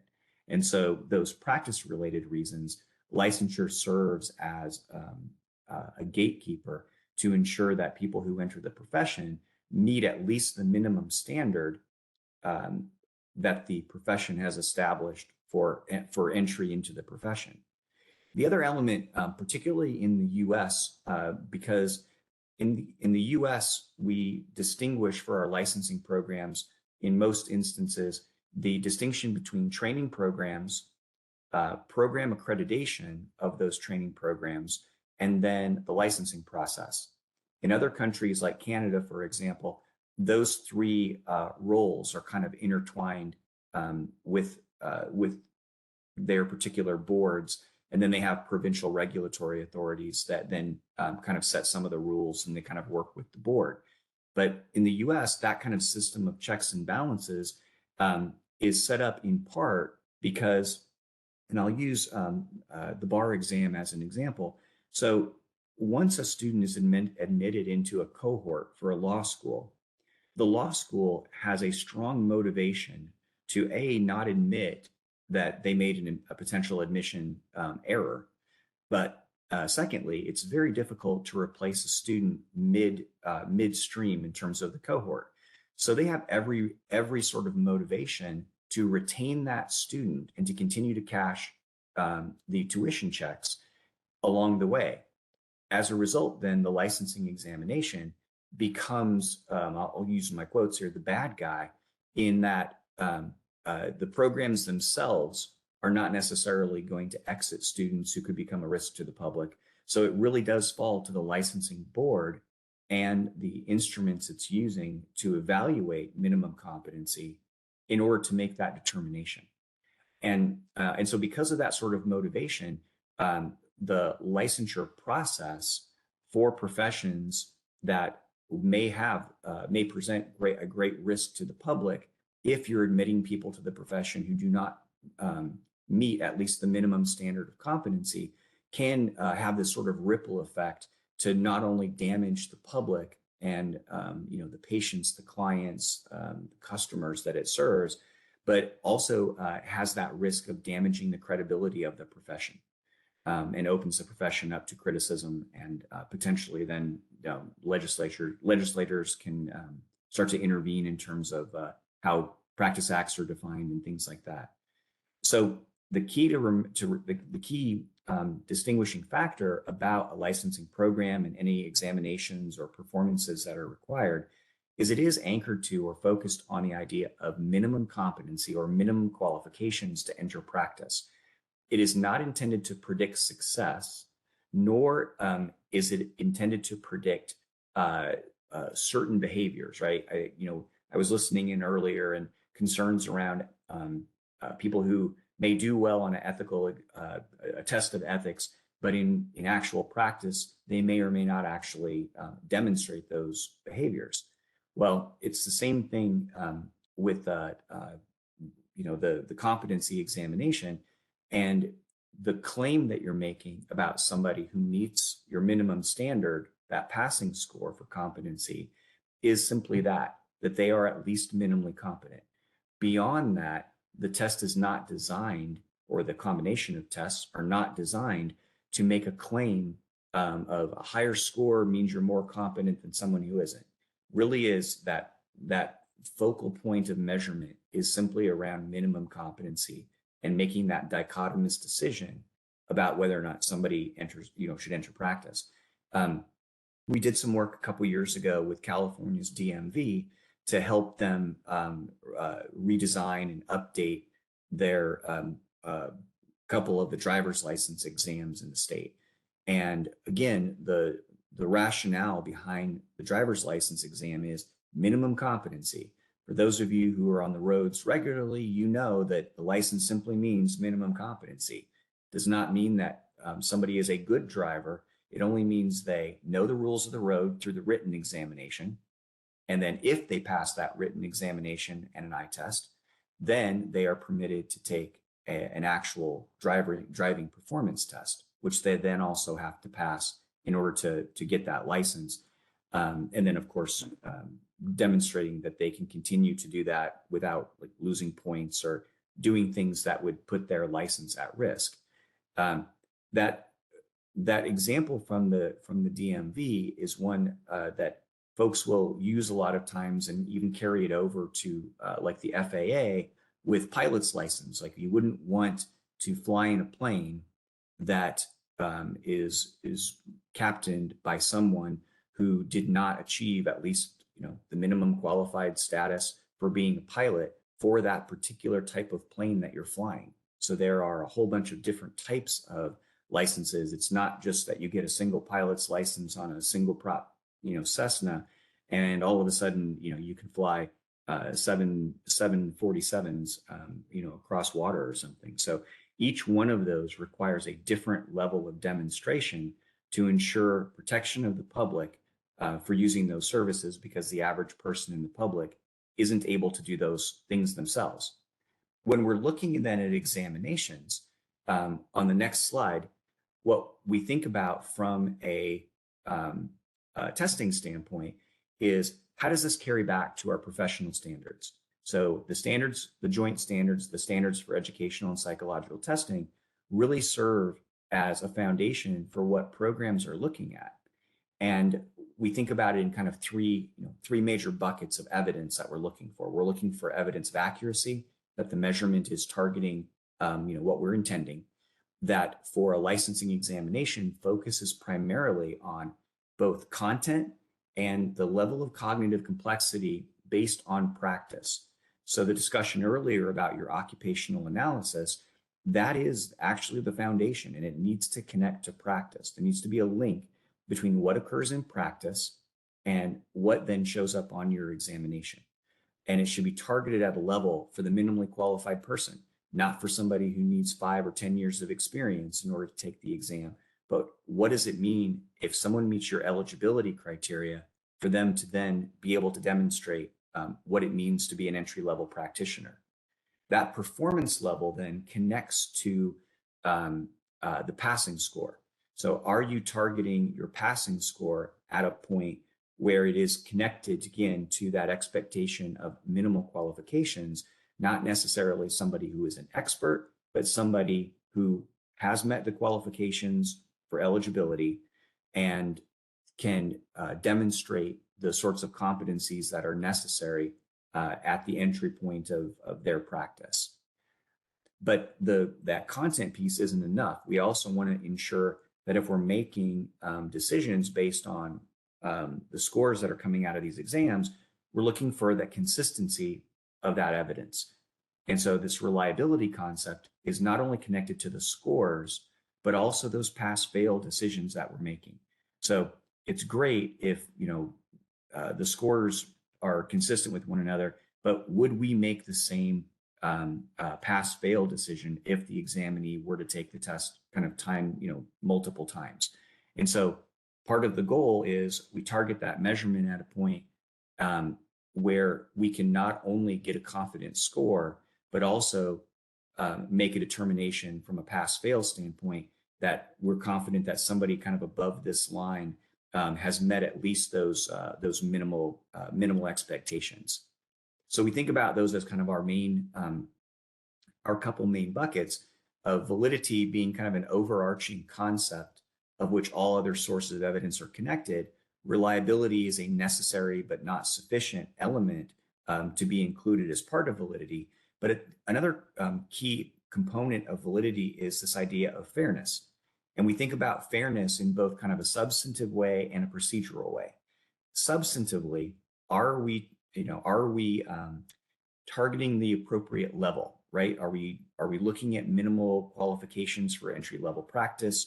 Are we looking at something beyond that? Or are we looking at something below that? Is what we're doing being measured in a way that is unbiased? And unbiased means that there is systematic error that is unrelated to the intended thing that we're trying to measure. We usually say construct, but generally the thing we're trying to measure. So if it's entry-level practice to the profession, how is our evidence ensuring that it's doing so in a way that the meaning of the score is the same for anybody who takes the examination? So across various groups of applicants or candidates who might take it. And then are the scores comparable? And that comparability comes back to this idea of equating. So we don't want somebody who takes the exam in November 2023 to have any sort of advantage or disadvantage of somebody who took the exam in July of 23 or July of 2022 or next year in May of 2024. So this equating of the passing score to ensure that the meaning of the passing score remains constant is an important part of ensuring fairness for examinees in the program. But another component of fairness is also this idea of procedural fairness, meaning knowing that part of your eligibility criteria likely includes some sort of, a lot of licensing programs have both an education and maybe an experience component that's required for eligibility. So procedurally, if you're making changes to your exam, have you provided sufficient or adequate notice to candidates that, hey, the exam's going to change in a certain period of time so that they have opportunity, if need be, to adjust training or preparation or learning experiences in order to be better prepared to demonstrate that they're at least minimally competent. So adequate notice is a key part, a key component that licensing programs, because they are mandatory for practice, often think about as part of their policies and procedures. And then another piece is scoring practice, especially if you have human scoring. You want to ensure that the scoring practices are consistent so that if you have performance assessments or constructed responses of any type on your exam, that these are done in a way where you have qualified people scoring, and that their implementation of your scoring criteria is consistent across performances, whether it's earlier or later in process, and also just that you can kind of demonstrate that evidence through some different quality control measures of being able to check along the way. So that fairness piece is where programs can sometimes get themselves in trouble if they try to make changes too rapidly, or if they don't provide sufficient time for individuals to be able to adequately prepare. But so these are all kind of generic things for testing programs in general. For licensing programs specifically, though, there are some unique aspects. And so on the next slide, a few of the things that are kind of unique for a licensing examination, they are designed to be curriculum neutral or training program neutral. And what we mean by that is there's not a particular training program, there's not a particular institution that the exam is designed to align with. It's supposed to align with practice, and practice is going to be defined through that occupational analysis, which is the systematic review of the knowledge, skills, abilities, tasks associated with practitioners who are actually in the space. And oftentimes those occupational analyses will even overemphasize what newly credentialed people are doing. So if you want to say, well, what is the best representation of what people are doing in practice at the point of entry level? Well, ask people who are entry level practitioners what they're doing, and make sure that your exam is very reasonably representative of that. The nursing licensure exam, the NCLEX, for example, that NCSBN sponsors or manages, when they do their job analyses, their practice analysis, they will focus evidence on just those licensed or registered practitioners who have been in practice for 6 months or less. Now, they have the benefit of having thousands of people taking the exam, and so their sample sizes are okay enough for them to do that. But that group of people, those practitioners who are kind of very early, gives them really proximate evidence of what it means to be entry level as a nurse in terms of the knowledge and skills and practices that they have to be able to do. Now, other programs will also include people who are more experienced. It's more common to do people who are more experienced but have familiarity with entry-level practitioners, perhaps as supervisors or preceptors or other sorts of roles in which they interact with minimally qualified folks. Or you may also include people from training programs, the people who are working with students who are about to leave the program and about ready to enter practice. So you're kind of getting the perspective of early career, later career, but familiar with early career, and then people who are kind of interacting with students or candidates right before they're about to begin their career. So you're getting, different perspectives on what that entry-level practitioner looks like. The other thing, again, that's really critical for a licensure or certification exam is it's not about predicting success on the job.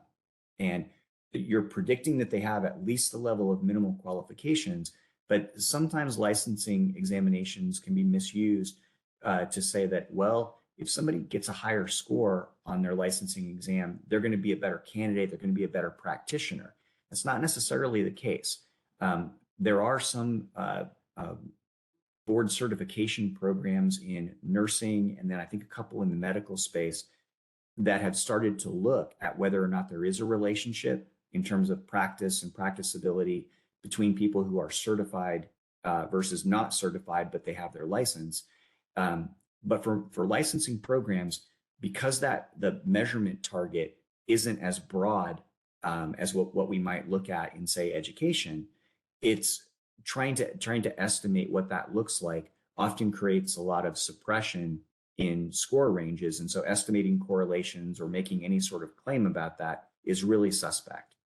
And again, that is unique about kind of the licensing, the certification, even like high school graduation exams that are kind of just pass fail. That additional evidence is limited. the other thing about whether it's a licensing program, certification, or otherwise, we recognize that there are underlying societal factors that are going to influence performance and create differences among groups in terms of outcomes. And the idea of adverse impact is a legal concept that really started to take hold in the late 1970s under the Uniform Guidelines of the EEOC, and it does also apply to licensing and certification exams. And the idea of like differences in pass rates has then been misinterpreted now over the last 40 years as, oh, well, if there's a difference in passing scores, it means it's biased. Well, it doesn't mean it's biased. It means there's a difference in passing scores. And so looking at bias, statistically, we look at things like differential item functioning or other statistical measures in which we can condition or group people based on similar ability and then do those types of comparisons at an individual question level to determine whether or not there is something systematic that is unrelated to the construct. But the reality is, and I earlier today, this morning, I've been sitting in on a meeting of the National Assessment Governing Board.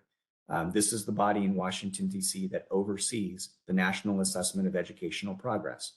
And just out of curiosity, because I was interested in prior to coming to your board meeting today, I took a look at California specifically and looked at kind of the differences between different ethnic groups on, like, say, 4th grade English language arts. And the National Assessment of Educational Progress is often touted as the gold standard for testing. Now, most of that is just them patting themselves on the back. It's a good test, but there aren't other national tests in the U.S. And so they're the gold standard of the one test that does what they do.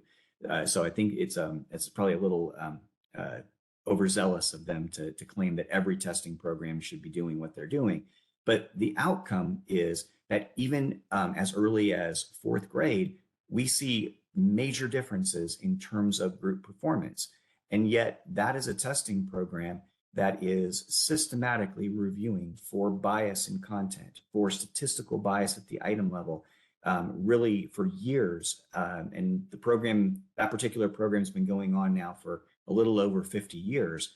And so when the gold standard quote, the gold standard, shows these types of differences in performance, we shouldn't be surprised when we see some differences sometimes when we get to licensure or certification exams. It's not a desirable outcome, but as the bullet on the slide illustrates, we're not in a position to be able to randomly assign students and teachers to schools.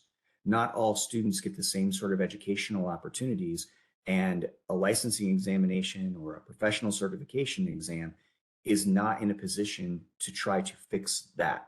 Those different sorts of opportunities means that students are coming to the process with a different ability set, which then may result in them going to different programs, and not all training programs are going to be equivalent to one another in terms of the quality of the candidate that comes out of those programs. And so this is one of the reasons why the use of adverse impact as a legal remedy is often then defended through the use of the results of your occupational analysis. When you can demonstrate that this is what is required in practice, then if you're still observing adverse impact, you're able to defend against it, because you don't want to have differential standards for different groups of candidates.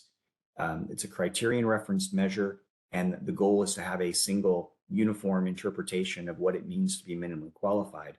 And that is then differences like that are remedied through different educational opportunities that you may be able to address some of it at the higher ed level, but recognizing that a lot of these differences are observed again as early as elementary school. This is a larger societal challenge that we as a professional community, but also as a society, need to pay more attention to, because some of those differences have persisted for decades without change. And so how we address that is something that is far, far beyond my pay grade.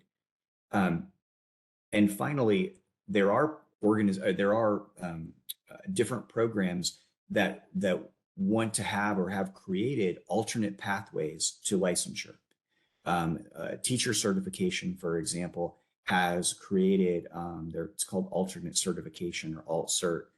These alternate certification programs in states will often allow for somebody who has a bachelor's degree or higher in a particular content area to waive one of the testing requirements. So Oklahoma, for example, one of the states that has a robust alt-cert program, if you've been working as a chemist for a while, you can apply to be a chemistry teacher and you can waive the requirement that you pass the chemistry test with the assumption that if you have a degree in the area and you functioned particularly in that space already, that you probably have the requisite knowledge to teach chemistry.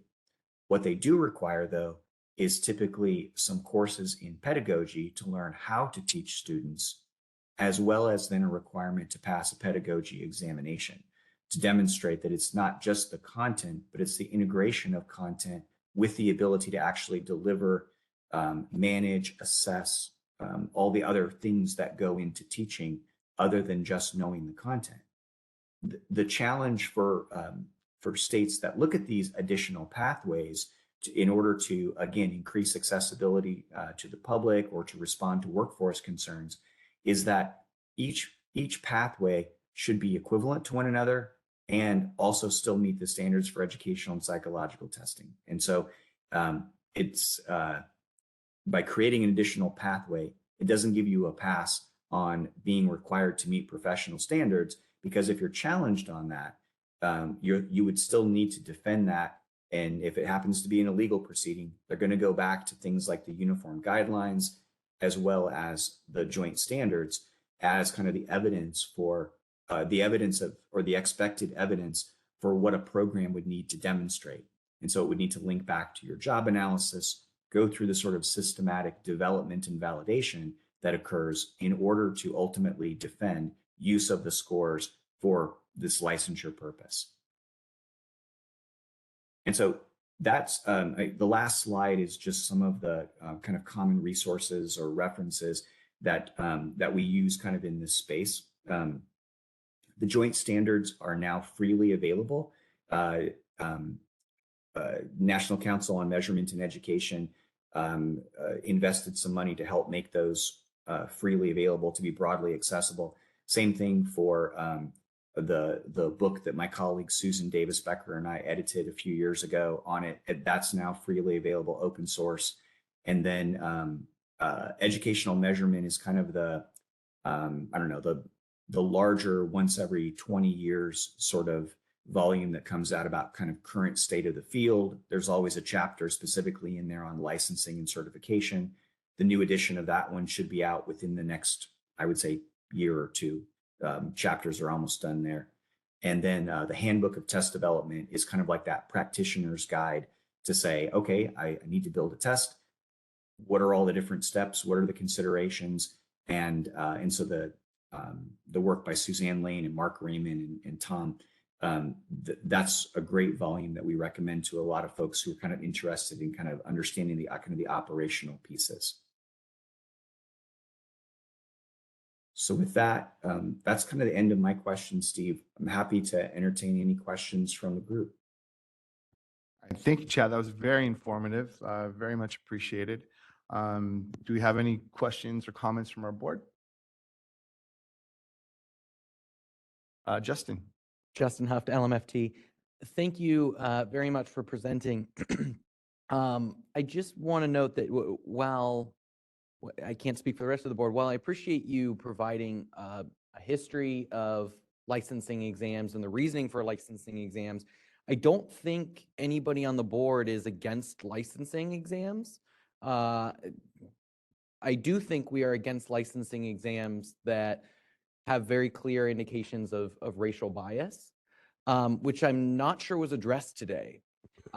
We have concerns, we've expressed concerns before about both the internal and external validity of exams, including, we've heard today, Dr. Caldwell talking about the source material not being provided, lack of generalizability across groups, as well as the reliability of exams, including highly variable pass rates, and not having a clear idea of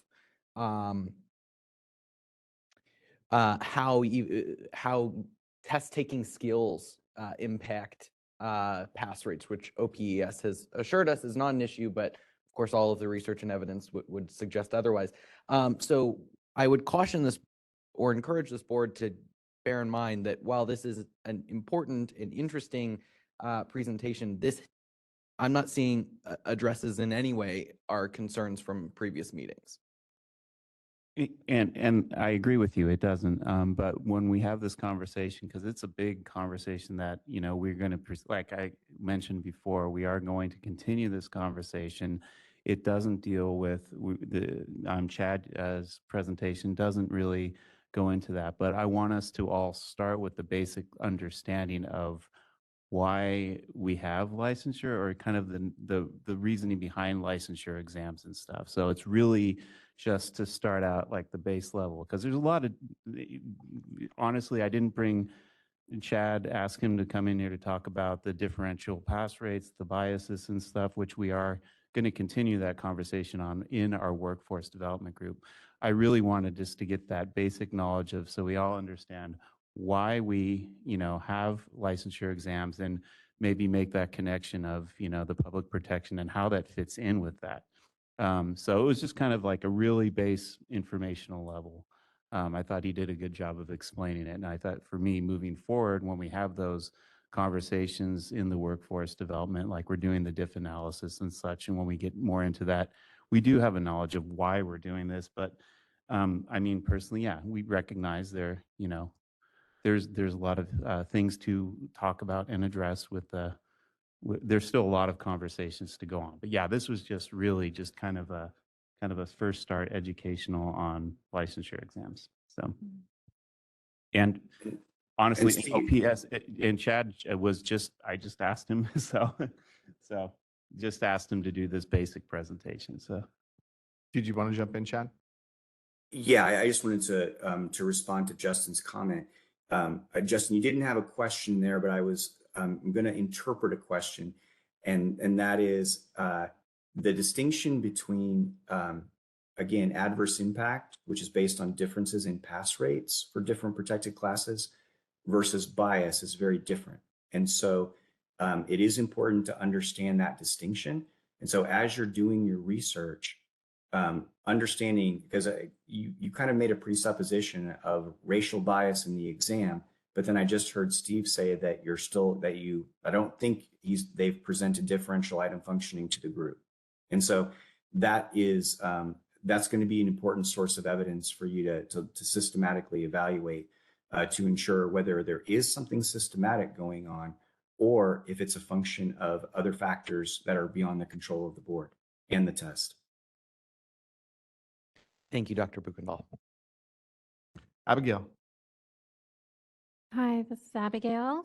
Wow, I learned so much today. So thank you for the presentation, on the history. And it was the first time I had actually heard all of that.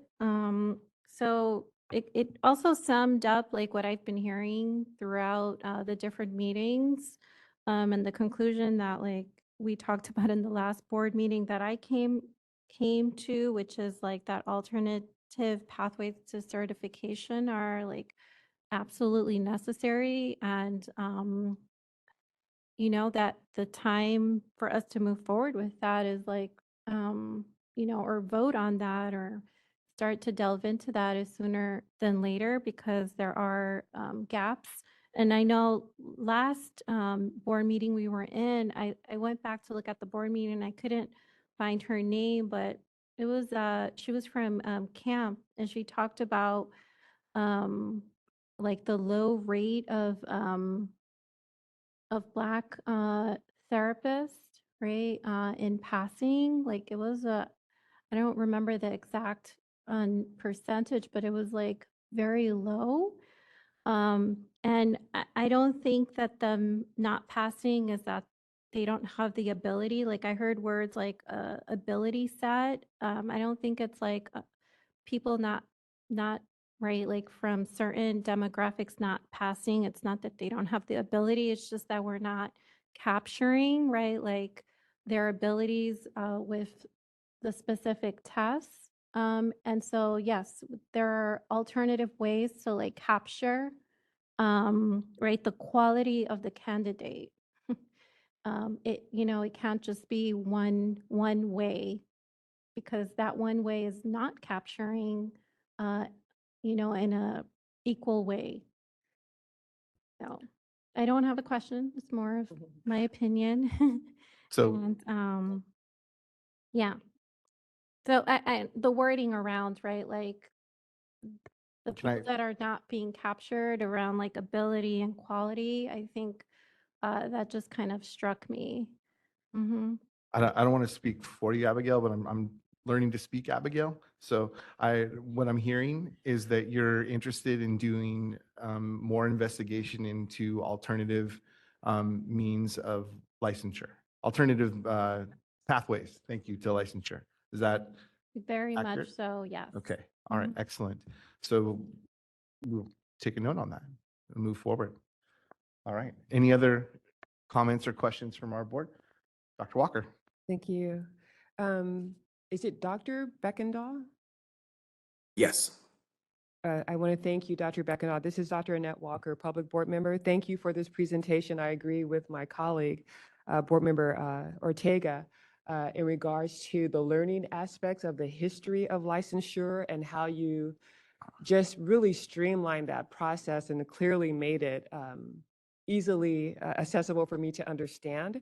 And I wanted to possibly add, I don't know who to address this to here in the room, but how we can make this available to the public, because it sounds like to me, according to our executive director, that we're building up to something. We're helping to lay the foundation for why licensure has come about, the history, and how we're going to address, you know, racial bias and validity and those other things. But we're building up to something, and I think this could be a very educational for our consumers to understand, because the conversation is so big.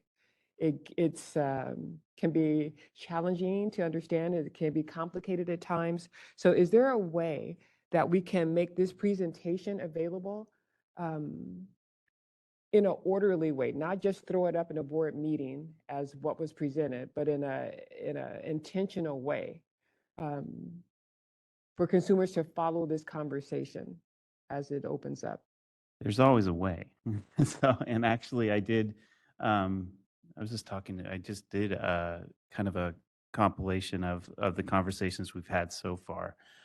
So I'm trying to figure out how we could, let me look into that to see how we could present it on our website. Yeah. I mean, it is, like you say, it is available. It will be available after Yeah. this meeting.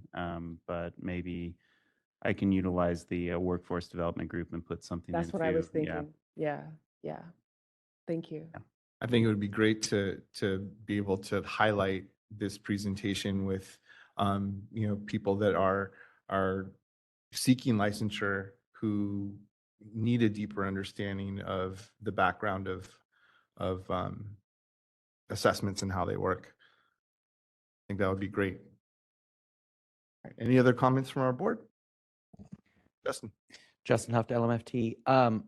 Again, I appreciated this conversation, but I'm wondering if maybe Dr. Walker, Board Member Ortega, can point to what specific bullet points, if you were trying to navigate this process and you are trying to become a therapist, a social worker, what specifically did you see that you would find helpful in getting you licensed? Just as a reaction, my first thought, and it ties into what our board chair was saying, for example, when we hear folks asking about life coaching and things like that, and he clearly noted that licensing is mandatory, certification is voluntary. So some people are wondering, what is the difference? Why is one help me legal? Why is one regulated and one isn't? That's a start. And so if someone wants to understand why I'm required to do so much work to become a therapist, the hours, the curriculum, the training.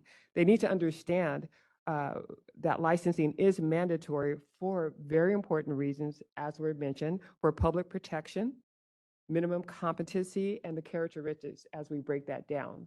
So I think that just lays just a solid foundation for the why. Yeah, that's my response. Mm, Yeah, I got the fundamentals, right, of why licensing exams have existed and continue to exist. And I got that it doesn't work for everyone, right? Not in that the test itself, right, and how it's structured, but that there are outside, right, he used the word systematic, right, issues that begin or in early childhood and that are seen already in the educational system, right, by the time they're in kindergarten, and that these are things that are rippling up, and in our licensing exam and probably in a lot of other licensing exams. I mean, I see it in college, right, graduation rates. So it's a greater societal conversation that needs to be addressed. And so for me, like, I don't know if I want to continue to like have the conversation about the exam, but like, okay, the exam is here. It does have a purpose, but it doesn't, solve all of the concerns we have. And so what are creative ways to find solutions? So I'm in the like solution phase right now with this. I think it's clear there is a problem. Did that answer your question, Justin? Thank you both for your responses. I thank you. We're going to go to Christy, and then Kelly has his hand up also. So Christy, go ahead. Sure. I just wanted to mention in terms of helping to inform stakeholders, similar to what we're doing today. I do our newsletter, so I'm working on an article that will provide a lot of this information. I'm actually going to, today's presentation was really helpful with that, but I'm working with Steve and OPES to write an article on, it's going to talk about the purpose of licensure exams, the standards by which exams are developed, and the multi-layered process by which our exams are developed. So hopefully that will kind of do something similar to what's happening today, so that when our stakeholders come to future meetings, that hopefully they'll have that basis as well to work from. All right. Thank you, Christy. Kelly.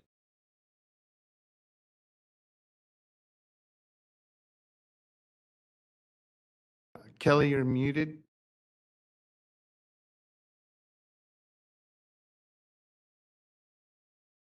There we go. Can you guys hear me now? Yes. Okay. Dr. Buchenthal, I read several of your articles, and as always, thank you very much for speaking to us. I found your presentation very interesting. The discussion that was emerged, not just with us, but also with the state bar, is the notion, as you said, of disparate impact against minority populations, particularly against African American populations. And I think you would agree, even in the Chinese examination system, there were elements of classism and privilege, and certainly in the guild system as well. And as you mentioned, Griggs v. Duke Power Company, the Supreme Court felt that licensing examinations with an adverse or exclusionary effect on minorities, even if those criteria were neutral on their face and neutral in terms of intent, can violate the Title VII ban on race discrimination. So, and I completely agree with you. There needs to be a link between what occurs in practice and targeted at a level for a minimally qualified person. But I also agree with what Ms. Ortega said, that there should be alternative mechanisms of examination, particularly when 66% of an African-American population are failing the exam. And certainly if the exam is proprietary, we're not going to see that data. They're not, the examination board that develops that exam is certainly not going to turn over data that disproves the quality of the exam. So I guess I'm kind of in agreement with Justin. I found your presentation exceedingly helpful for understanding the foundations of the exam system and the licensing system. But I think even you would agree that when you have similarly situated applicants, African American students who have gone through the same exact school, that have had the same schooling, that have achieved the same basic education as a white applicant, and yet they have a profoundly lesser probability of passing the same exam as a white applicant, that there might be a problem with internal validity. And we are shackled because we're not going to see that internal validity. And I'm a little disturbed that DCA is going to present an article in a newsletter, which ostensibly is from the Board of Behavioral Sciences, which defends an examination system where the board has issued clear intent that we are still in the discussion phase of whether that examination system, one, should be subject to an alternative position of licensure, and two, we're still kind of grappling with the data, the racial discrimination data that was issued by the ASWB. That's very concerning to me. So that's my comments. As an opportunity to respond, in terms of agreement, I don't know that I would fully agree with you on each point. The Griggs v. Duke Power case was an employment, so that was a selection case as opposed to a licensure or certification case. So there, in terms of how the test was used in that instance, there is like a slight difference in terms of interpretation of meeting like eligibility to get a job versus actually using the test to then discriminate against somebody from then getting that job. So yeah, but completely appreciate it because that is such really a seminal case in that kind of set of case law. The other piece of it, I guess, is again, kind of the assumption that people have had like equal educational opportunities. And the way that differential item functioning is analyzed, you can use training programs as an indicator as well. And so African-American students who go through, like, again, I'm going to use bar exam as my example, but like the African-American students who go to Stanford Law School, for example, have a much higher probability of passing bar exam because Stanford as an institution has a higher probability of passing the bar exam. So it is not necessarily membership in the class, the protected class itself, that is that distinguishing factor, but the training program that they went through. So even if a training program meets program accreditation is, like that's kind of the minimum qualification to get the program accreditation. So what I would want to look at is kind of that combination. And so let's look at training programs to see whether or not the training programs are comparable. If they are, and then we start to see some of the like statistically different performances at the item level based on that sort of conditioning variable, then sir, yes, then I would be more likely to agree with you. And then I guess the other thing in terms of, the noting that the examination program has proprietary elements, I think as a board, it is still appropriate. So even if it's proprietary, the Standards for Educational and Psychological Testing requires programs to be able to document evidence of validity, reliability, and fairness for their programs. And so those testing programs should still have technical reports and technical manuals that should be available for review by boards like yours who are users of that.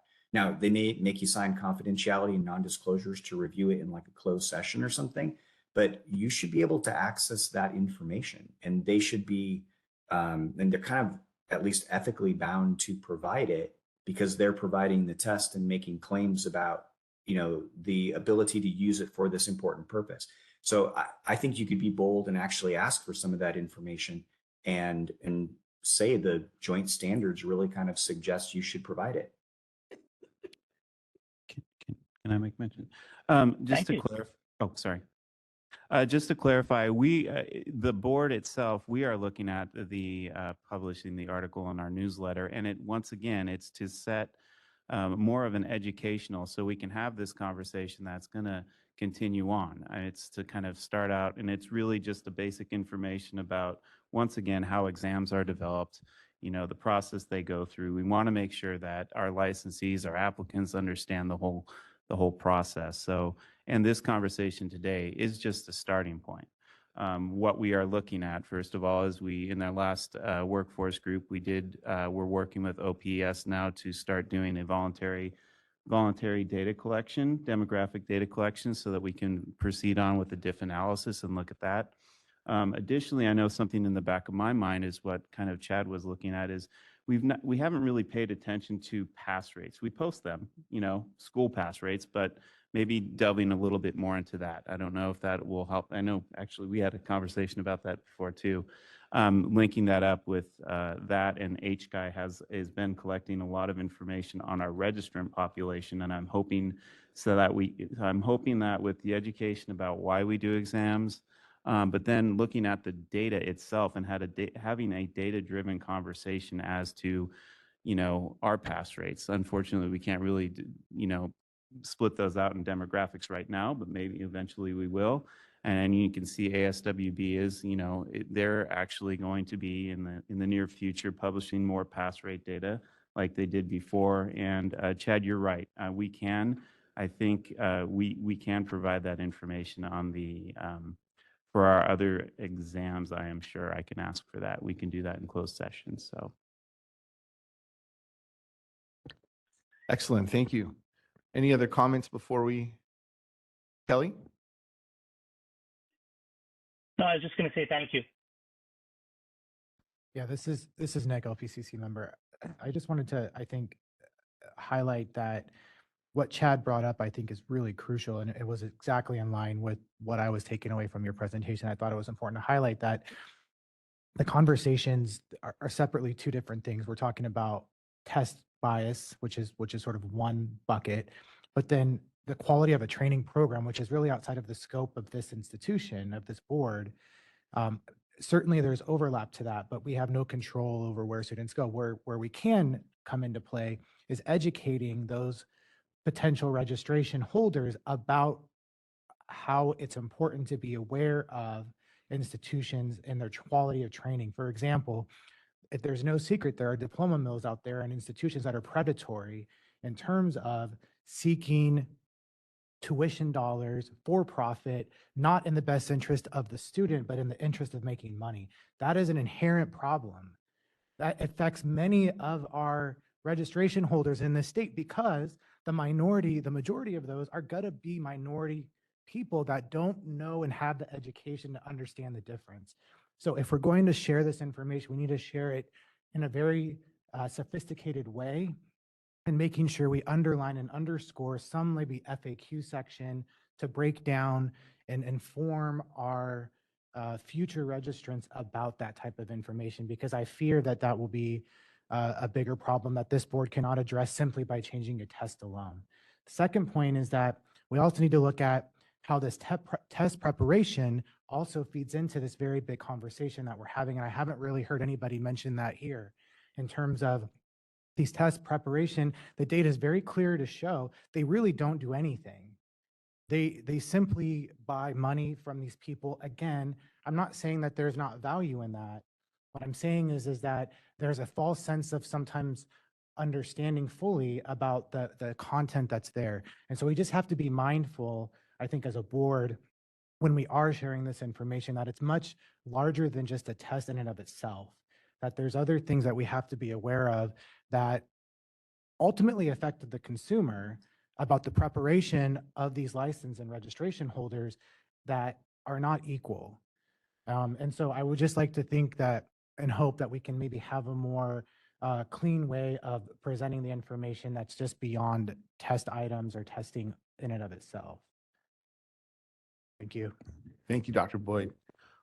Any further comments before we move to our audience? Okay, all right. Ben.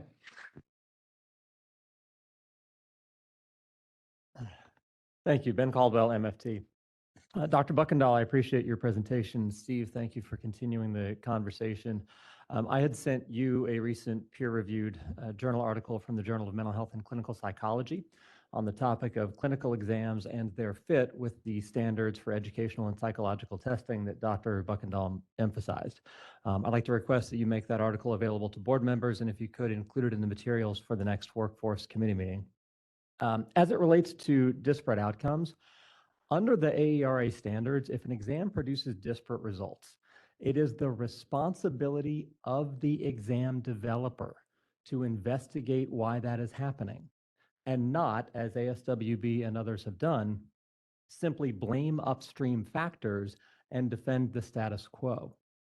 I appreciate Board Member Ortega's desire to focus on solutions, and one solution has to be a real and substantive challenge to both the content and structure of licensing exams, because current evidence strongly suggests that while there are other issues involved that are also worthy of investigation, absolutely, that structure itself of the exam process adds its own unique layer of disparity to the licensing process. Thank you. All right, thank you, Ben. Are there comments from the public? Mr. Chair, I would like to invite members of the public to raise their hand if they have a comment. And I already see some hands up, so we'll go with the first one. Kathy Atkins, you should see a prompt to unmute yourself. There you go. Hi, this is Kathy Atkins from CAMPT. I just wanted to thank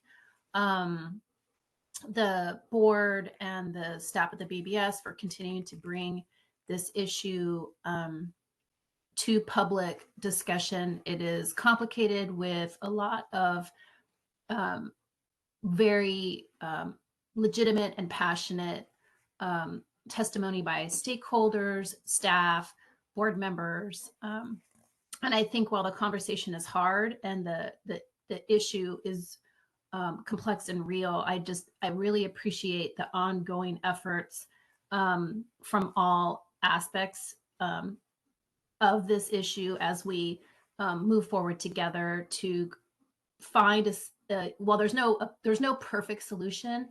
I appreciate the ongoing dialogue as it encompasses public safety, ensuring that our providers are ethical and qualified, ensuring as little negative impact. I mean, there's so many competing interests, but I just really appreciate the ongoing conversation and feedback from all the stakeholders. Thank you.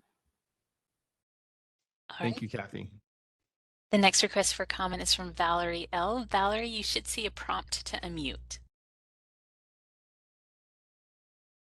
There you go. I'm not from any organization or anything. I'm just an associate, and just had a comment as well as a question. I do appreciate all the presentations and helping me with my knowledge and trying to get my license. And I'm sorry if it doesn't make sense. When one of the board members said, I guess essentially it's not their role to come up with a program of helping us ASW, because I'm an ASW, but all the other pre-licensures to get support in that way. And just saying again that it's not their role. I just kind of wondered why that would be.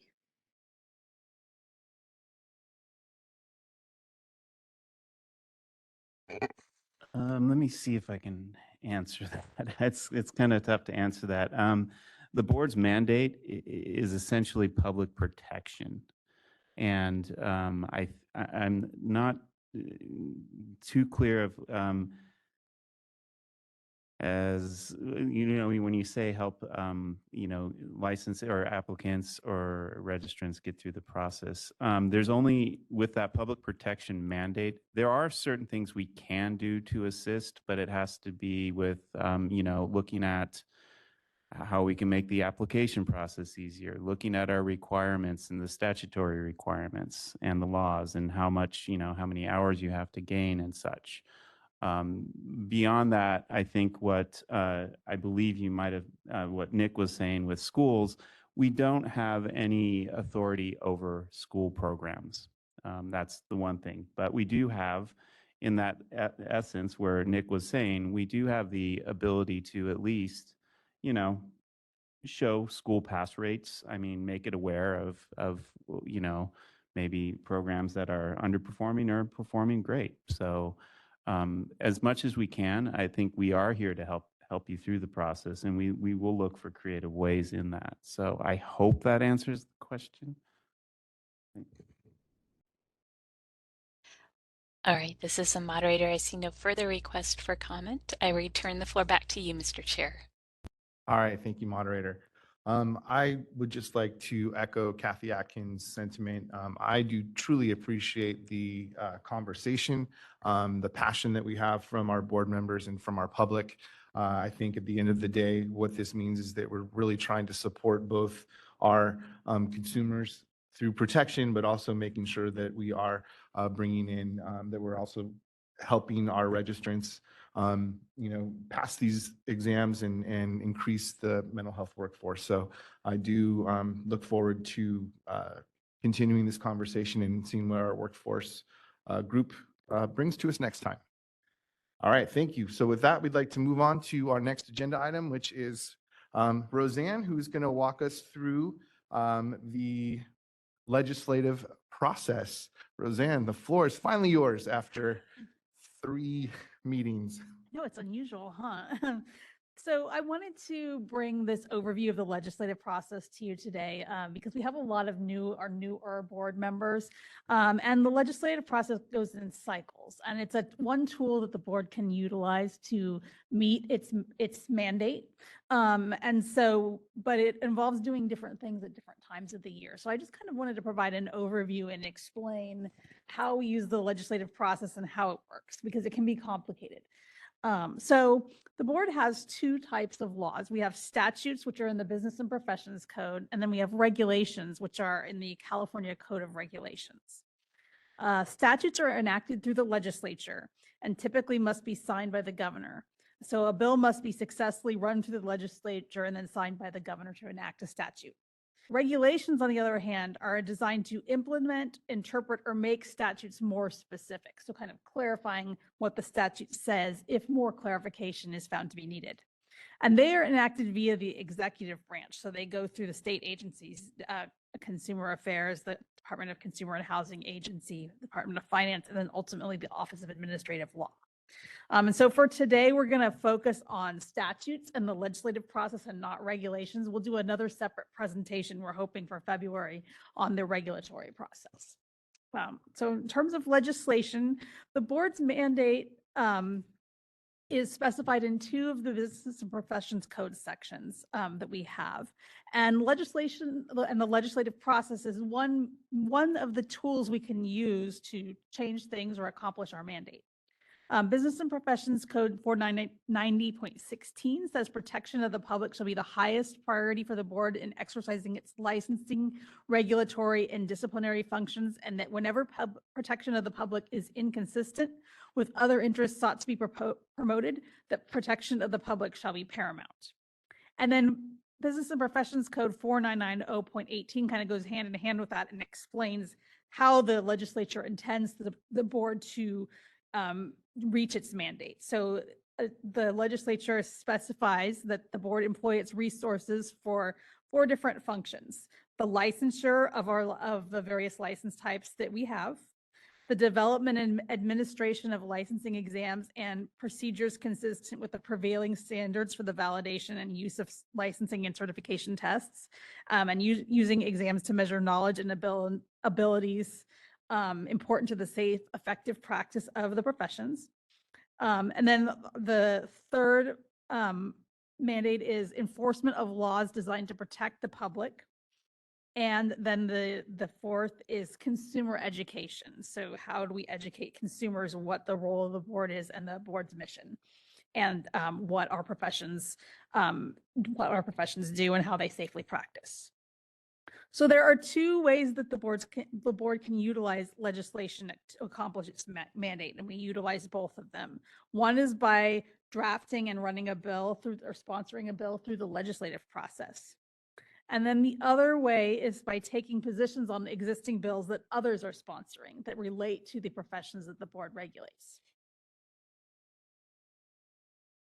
So our board has a long history of running legislation and forming special committees sort of to think about legislation that we want to form in the future and designing legislation. So typically our board sponsors about 1 to 3 bills per year, including the omnibus bill. Sometimes it's a little more, sometimes it's a little less, but there's been some pretty big bills that we've run in the past year. So I'm going to give you a few examples that serve as highlights. AB 2191 in 2010, we created a retired license status for board licensees. In 2011, we ran SB 704, which was our exam restructure bill. And basically that restructured the board's exam process. It moved when the law and ethics exam was taken to at registration. So that was one of the big highlights of that bill. AB 1843 in 2014, that bill provided the board authority to access child custody evaluation reports for investigative purposes, because previously the law required us to investigate complaints about child custody evaluations, but it did not permit the board actually access to the reports that we were taking complaints on. And then SB 679 was kind of mentioned by Steve a little earlier today, and that was the bill that basically streamlined our licensing process for out-of-state licensees who've been licensed in 2 years, with a goal of sort of encouraging them to be able to seek licensure in the state. And so rather than looking at like all of their supervised experience and whether they have had every single course, it basically looked, have you been licensed in another state for 2 years? And we need you to take some specific California specific courses such as California cultures, California child abuse reporting requirements, because it can be different here, and then pass our law and ethics exam to demonstrate knowledge. Since that became effective in January of 2020. And then also every year we typically run an omnibus bill, which we call that omnibus. It means basically that they're minor technical, non-controversial changes that are not really substantive enough to justify having their own bill. So those are some of the things that we've done in the past. It's not all inclusive, but some of the sort of highlights. And so when you're thinking about running a legislative proposal, you need to have some sort of discussion and agreement among stakeholders. So actions that typically promote legislative success is doing a lot of this work ahead of time, and figuring out where we agree, where our differences are, and sort of working and talking through those. And we typically do those by forming special policy committees. We have a couple of special policy committees right now. We have the telehealth committee that we've been using to work through a lot of legislation that we've recently passed regarding telehealth. And then right now we also have was the licensing committee. It's now going to be called the Workforce Development Committee, to look at some of the barriers to the licensure process. And so that's typically, those committees is really where the origins of our legislation begins. And sometimes it takes a few years to work through all of the competing concerns and questions that are raised. But that's really been an effective way for us to, rather than just saying, okay, we're going to run a bill, here it is, and then all of this opposition comes out while we're trying to run the bill and it's ultimately not successful. This allows us to address a lot of that on the front end, so that ultimately the legislation, hopefully the goal is that everybody has talked through it and been heard, and everybody kind of has an understanding when we actually go to run the bill. So we're trying to minimize, or hopefully even not, a lot of times we're able to even not have opposition because we've worked through it this way. So once the board feels a bill proposal is ready, it can approve draft language and proceed to the legislative process, which means actually running a bill. So the legislative process is cyclical, and it has various tasks that need to be performed at very specific times of the year. And so for purposes of this presentation, when I'm explaining the legislative process, I'm going to start with now, the November board meeting, which is when the board typically approves any new legislative proposals that it wishes to run in the upcoming year. So we're in November now. The legislature is currently out of session. It will come into session on January 1st, 2024. So the November board meeting is when we typically, when the board approves any finalized legislative proposals that it has been working on. So they've already come maybe several years through the committee process that the board's feeling happy with the language and that it should move forward. So the board then typically at the November meeting would approve the language, and that gives staff permission to move forward to find a bill author and begin moving the proposal through the legislature. So the next step comes in January and February. In January, the legislature comes into session and staff works to find an author for any planned board-sponsored legislation. So typically we start with members of the Business and Professions Committees of the legislature, which is the policy committee that our bills need to typically go through. So once we are able to find and secure an author that's interested in the bill, they agree to carry the proposal. They introduce the proposal as a bill, and typically that happens in February. When we're trying to get an author for the bill, staff will prepare fact sheets to sell the bill. We'll draft some sponsor letters explaining why we're running the bill proposal. And we prepare in-depth background information sheets for the author's office to provide to the legislature's policy committees, because they're going to want to have a lot of background information when they're considering and writing their analysis of the bill. It explains the problem the bill is addressing, why the proposed solution was chosen, who is supportive of the measure, who might have concerns or be in opposition to the measure.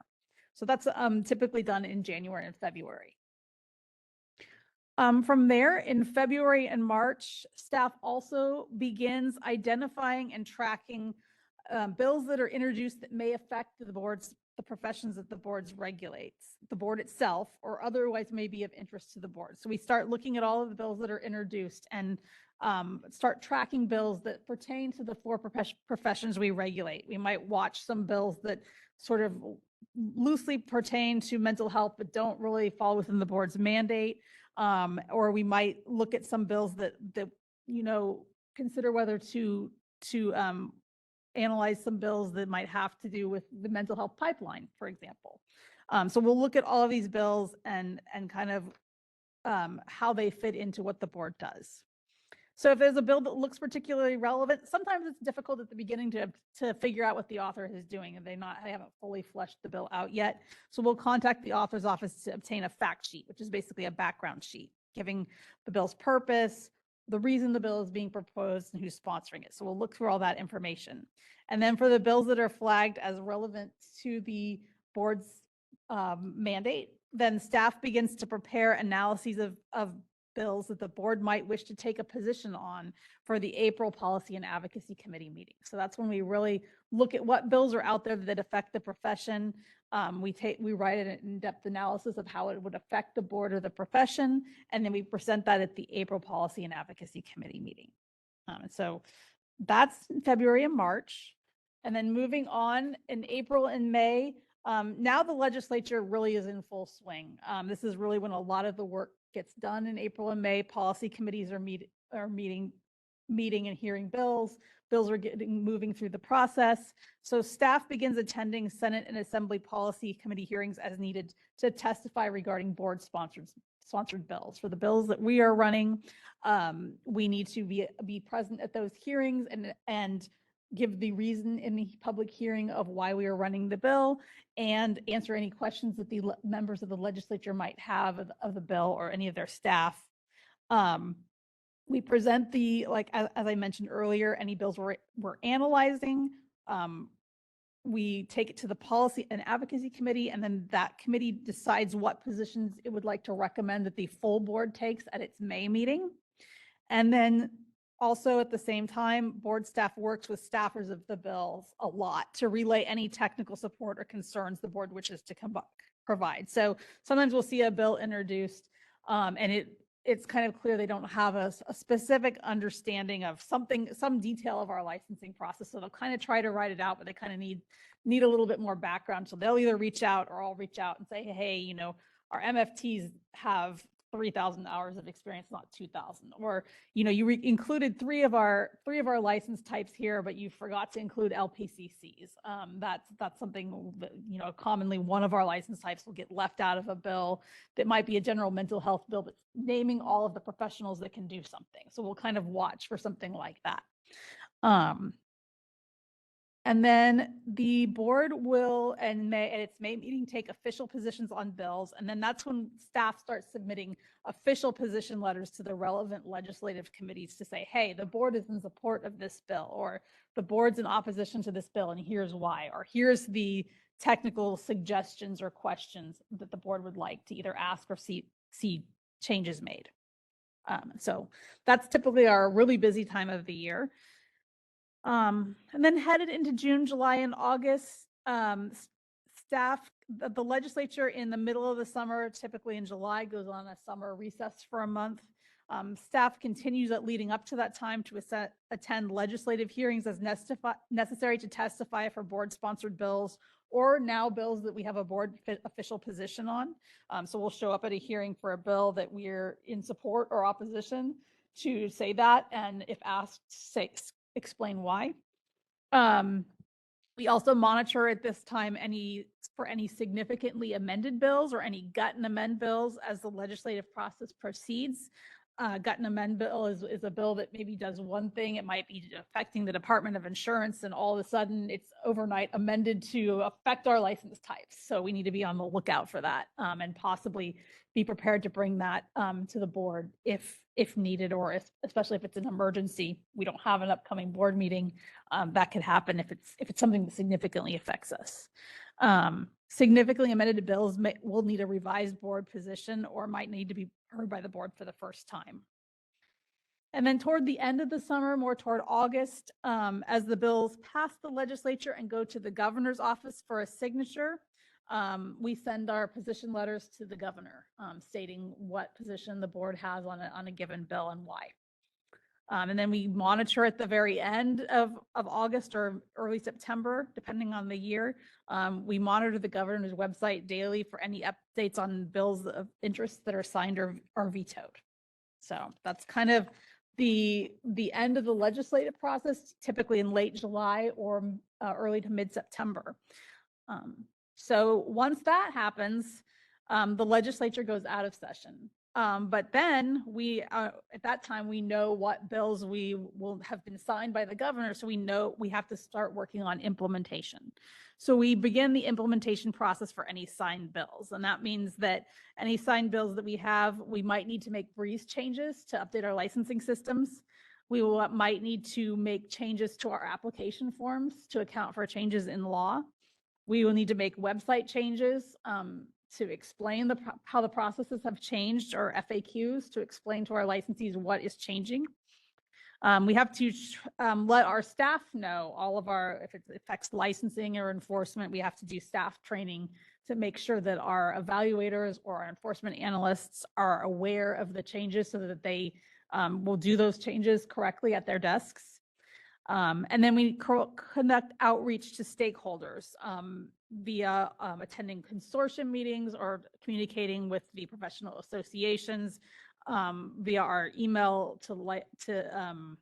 email listserv to our licensees, our social media, our newsletter, things like that. We'll do outreach items. And then finally, we also need to update the board statutes and regulations book with any law changes by January 1st and put out a new version. So that is the full process in a nutshell. And then typically when January 1st rolls around, that is the typical date a signed bill will become effective, unless the bill specifies a different date.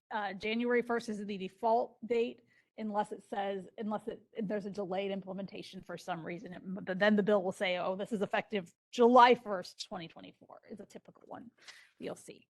So that is the legislative process in a nutshell. Are there any questions? Thank you, Roseanne. She's like a watchdog for us, and she just like, when anything comes down and it doesn't look good, she's on it. So I appreciate you, Roseanne. Thank you so much for that presentation. Do we have any comments from our board members? Wendy? Thank you for sharing that information for the board. I think it's important for everybody to really understand the process that really impacts so much of what we do. I don't have any comments on the presentation itself other than it's great, but just always like to take the opportunity to thank you for all the great work that you do for us. Absolutely. Any other? Kelly? I have no comments other than the fact that I always feel like I'm talking to a lawyer or someone who is legally trained, because Roseanne's knowledge of the legislative process and the regulatory process is on par with any attorney. It's quite amazing. So I just wanted to mention that in open session. I'm always impressed by just her level of knowledge of this complex and labyrinthine process. It's quite amazing. Thank you very much. I'm not a lawyer, but thank you. I appreciate that. That's a nice compliment. I have to interject. I have to echo that too. I mean, we really rely on her almost like a lawyer, because our laws inside and out, and it's amazing. And what she presented with 5 slides, there's a lot. I mean, it seems simple. It is not. She does. She's got it dialed in. So thank you, Roseanne. All right. And any other comments from our board? Okay. Ben? Ben Caldwell, MFT, thank you. I just wanted to highlight one other thing about Roseanne's work. You talked about the importance of working with stakeholders early in the legislative process, and I just wanted to call out, as somebody who's been attending these meetings for a while, Roseanne's work is such a great model of stakeholder engagement and stakeholder involvement, not just at the beginning, but really throughout the process. And I think is really a key reason why, as stakeholders, we feel like we have such a voice in the process, and why we feel like our engagement with the board on legislative issues, but other issues as well, is so productive, so substantive. So I just want to thank you for your long history of doing that work very well. Thank you, Ben. Yes, and likewise, it's always very important to have stakeholder feedback. So stakeholders that are out there, we always welcome you, especially for our committee meetings. That's where a lot of the work gets done. It's really helpful for us to know and hear those concerns ahead of time. If there's a lot more time to react and discuss and come up with compromises in committee, rather than once we kind of get to the legislature, it's it's a lot harder to back out of that. So we try to do everything on the front end, and your work has been amazing, and we really appreciate that. And it's allowed us to have a lot of success. All right. Thank you. Are there any comments from our remote participants? Thank you, Mr. Chair. I'd like to encourage attendees that would like to comment on agenda item 20 to raise their hand. Just click on the hand icon next to your name, or if you've called in, press *3. And I see Kathy Atkins with a raised hand. Kathy, you should be able to unmute yourself. There you go. Thank you, Kathy Atkins from CAMP. I'm definitely not going to pass up the opportunity for a Roseanne Love Fest comment. So I just echo what everyone said, especially Ben Caldwell, and the ease, over the years, sometimes it's been challenging with associations in the BBS. Sometimes it's been easier, but the open communication that, well, I'll compliment Steve and Roseanne, the entire staff, Christy, provides to the stakeholders, it cannot be underscored enough. And I hope the board is aware at how helpful the staff is to moving things down the road in a less in a positive manner. So I want to thank Roseanne, thank Steve, especially with legislation, which often we're able to work out disagreements or compromise before the legislative season even starts. And again, that's a compliment to Roseanne and Steve. So thank you for humoring me with this. All right. Thank you, Kathy. Thanks, Kathy. This is the moderator. I see no further requests for comment. I return the floor back to you, Mr. Chair. All right. Thank you. And with that, we're kind of at our almost lunch break. So you guys good to take a break for lunch? Okay, let's do that. An hour? Okay. All right, we will reconvene at 12:35.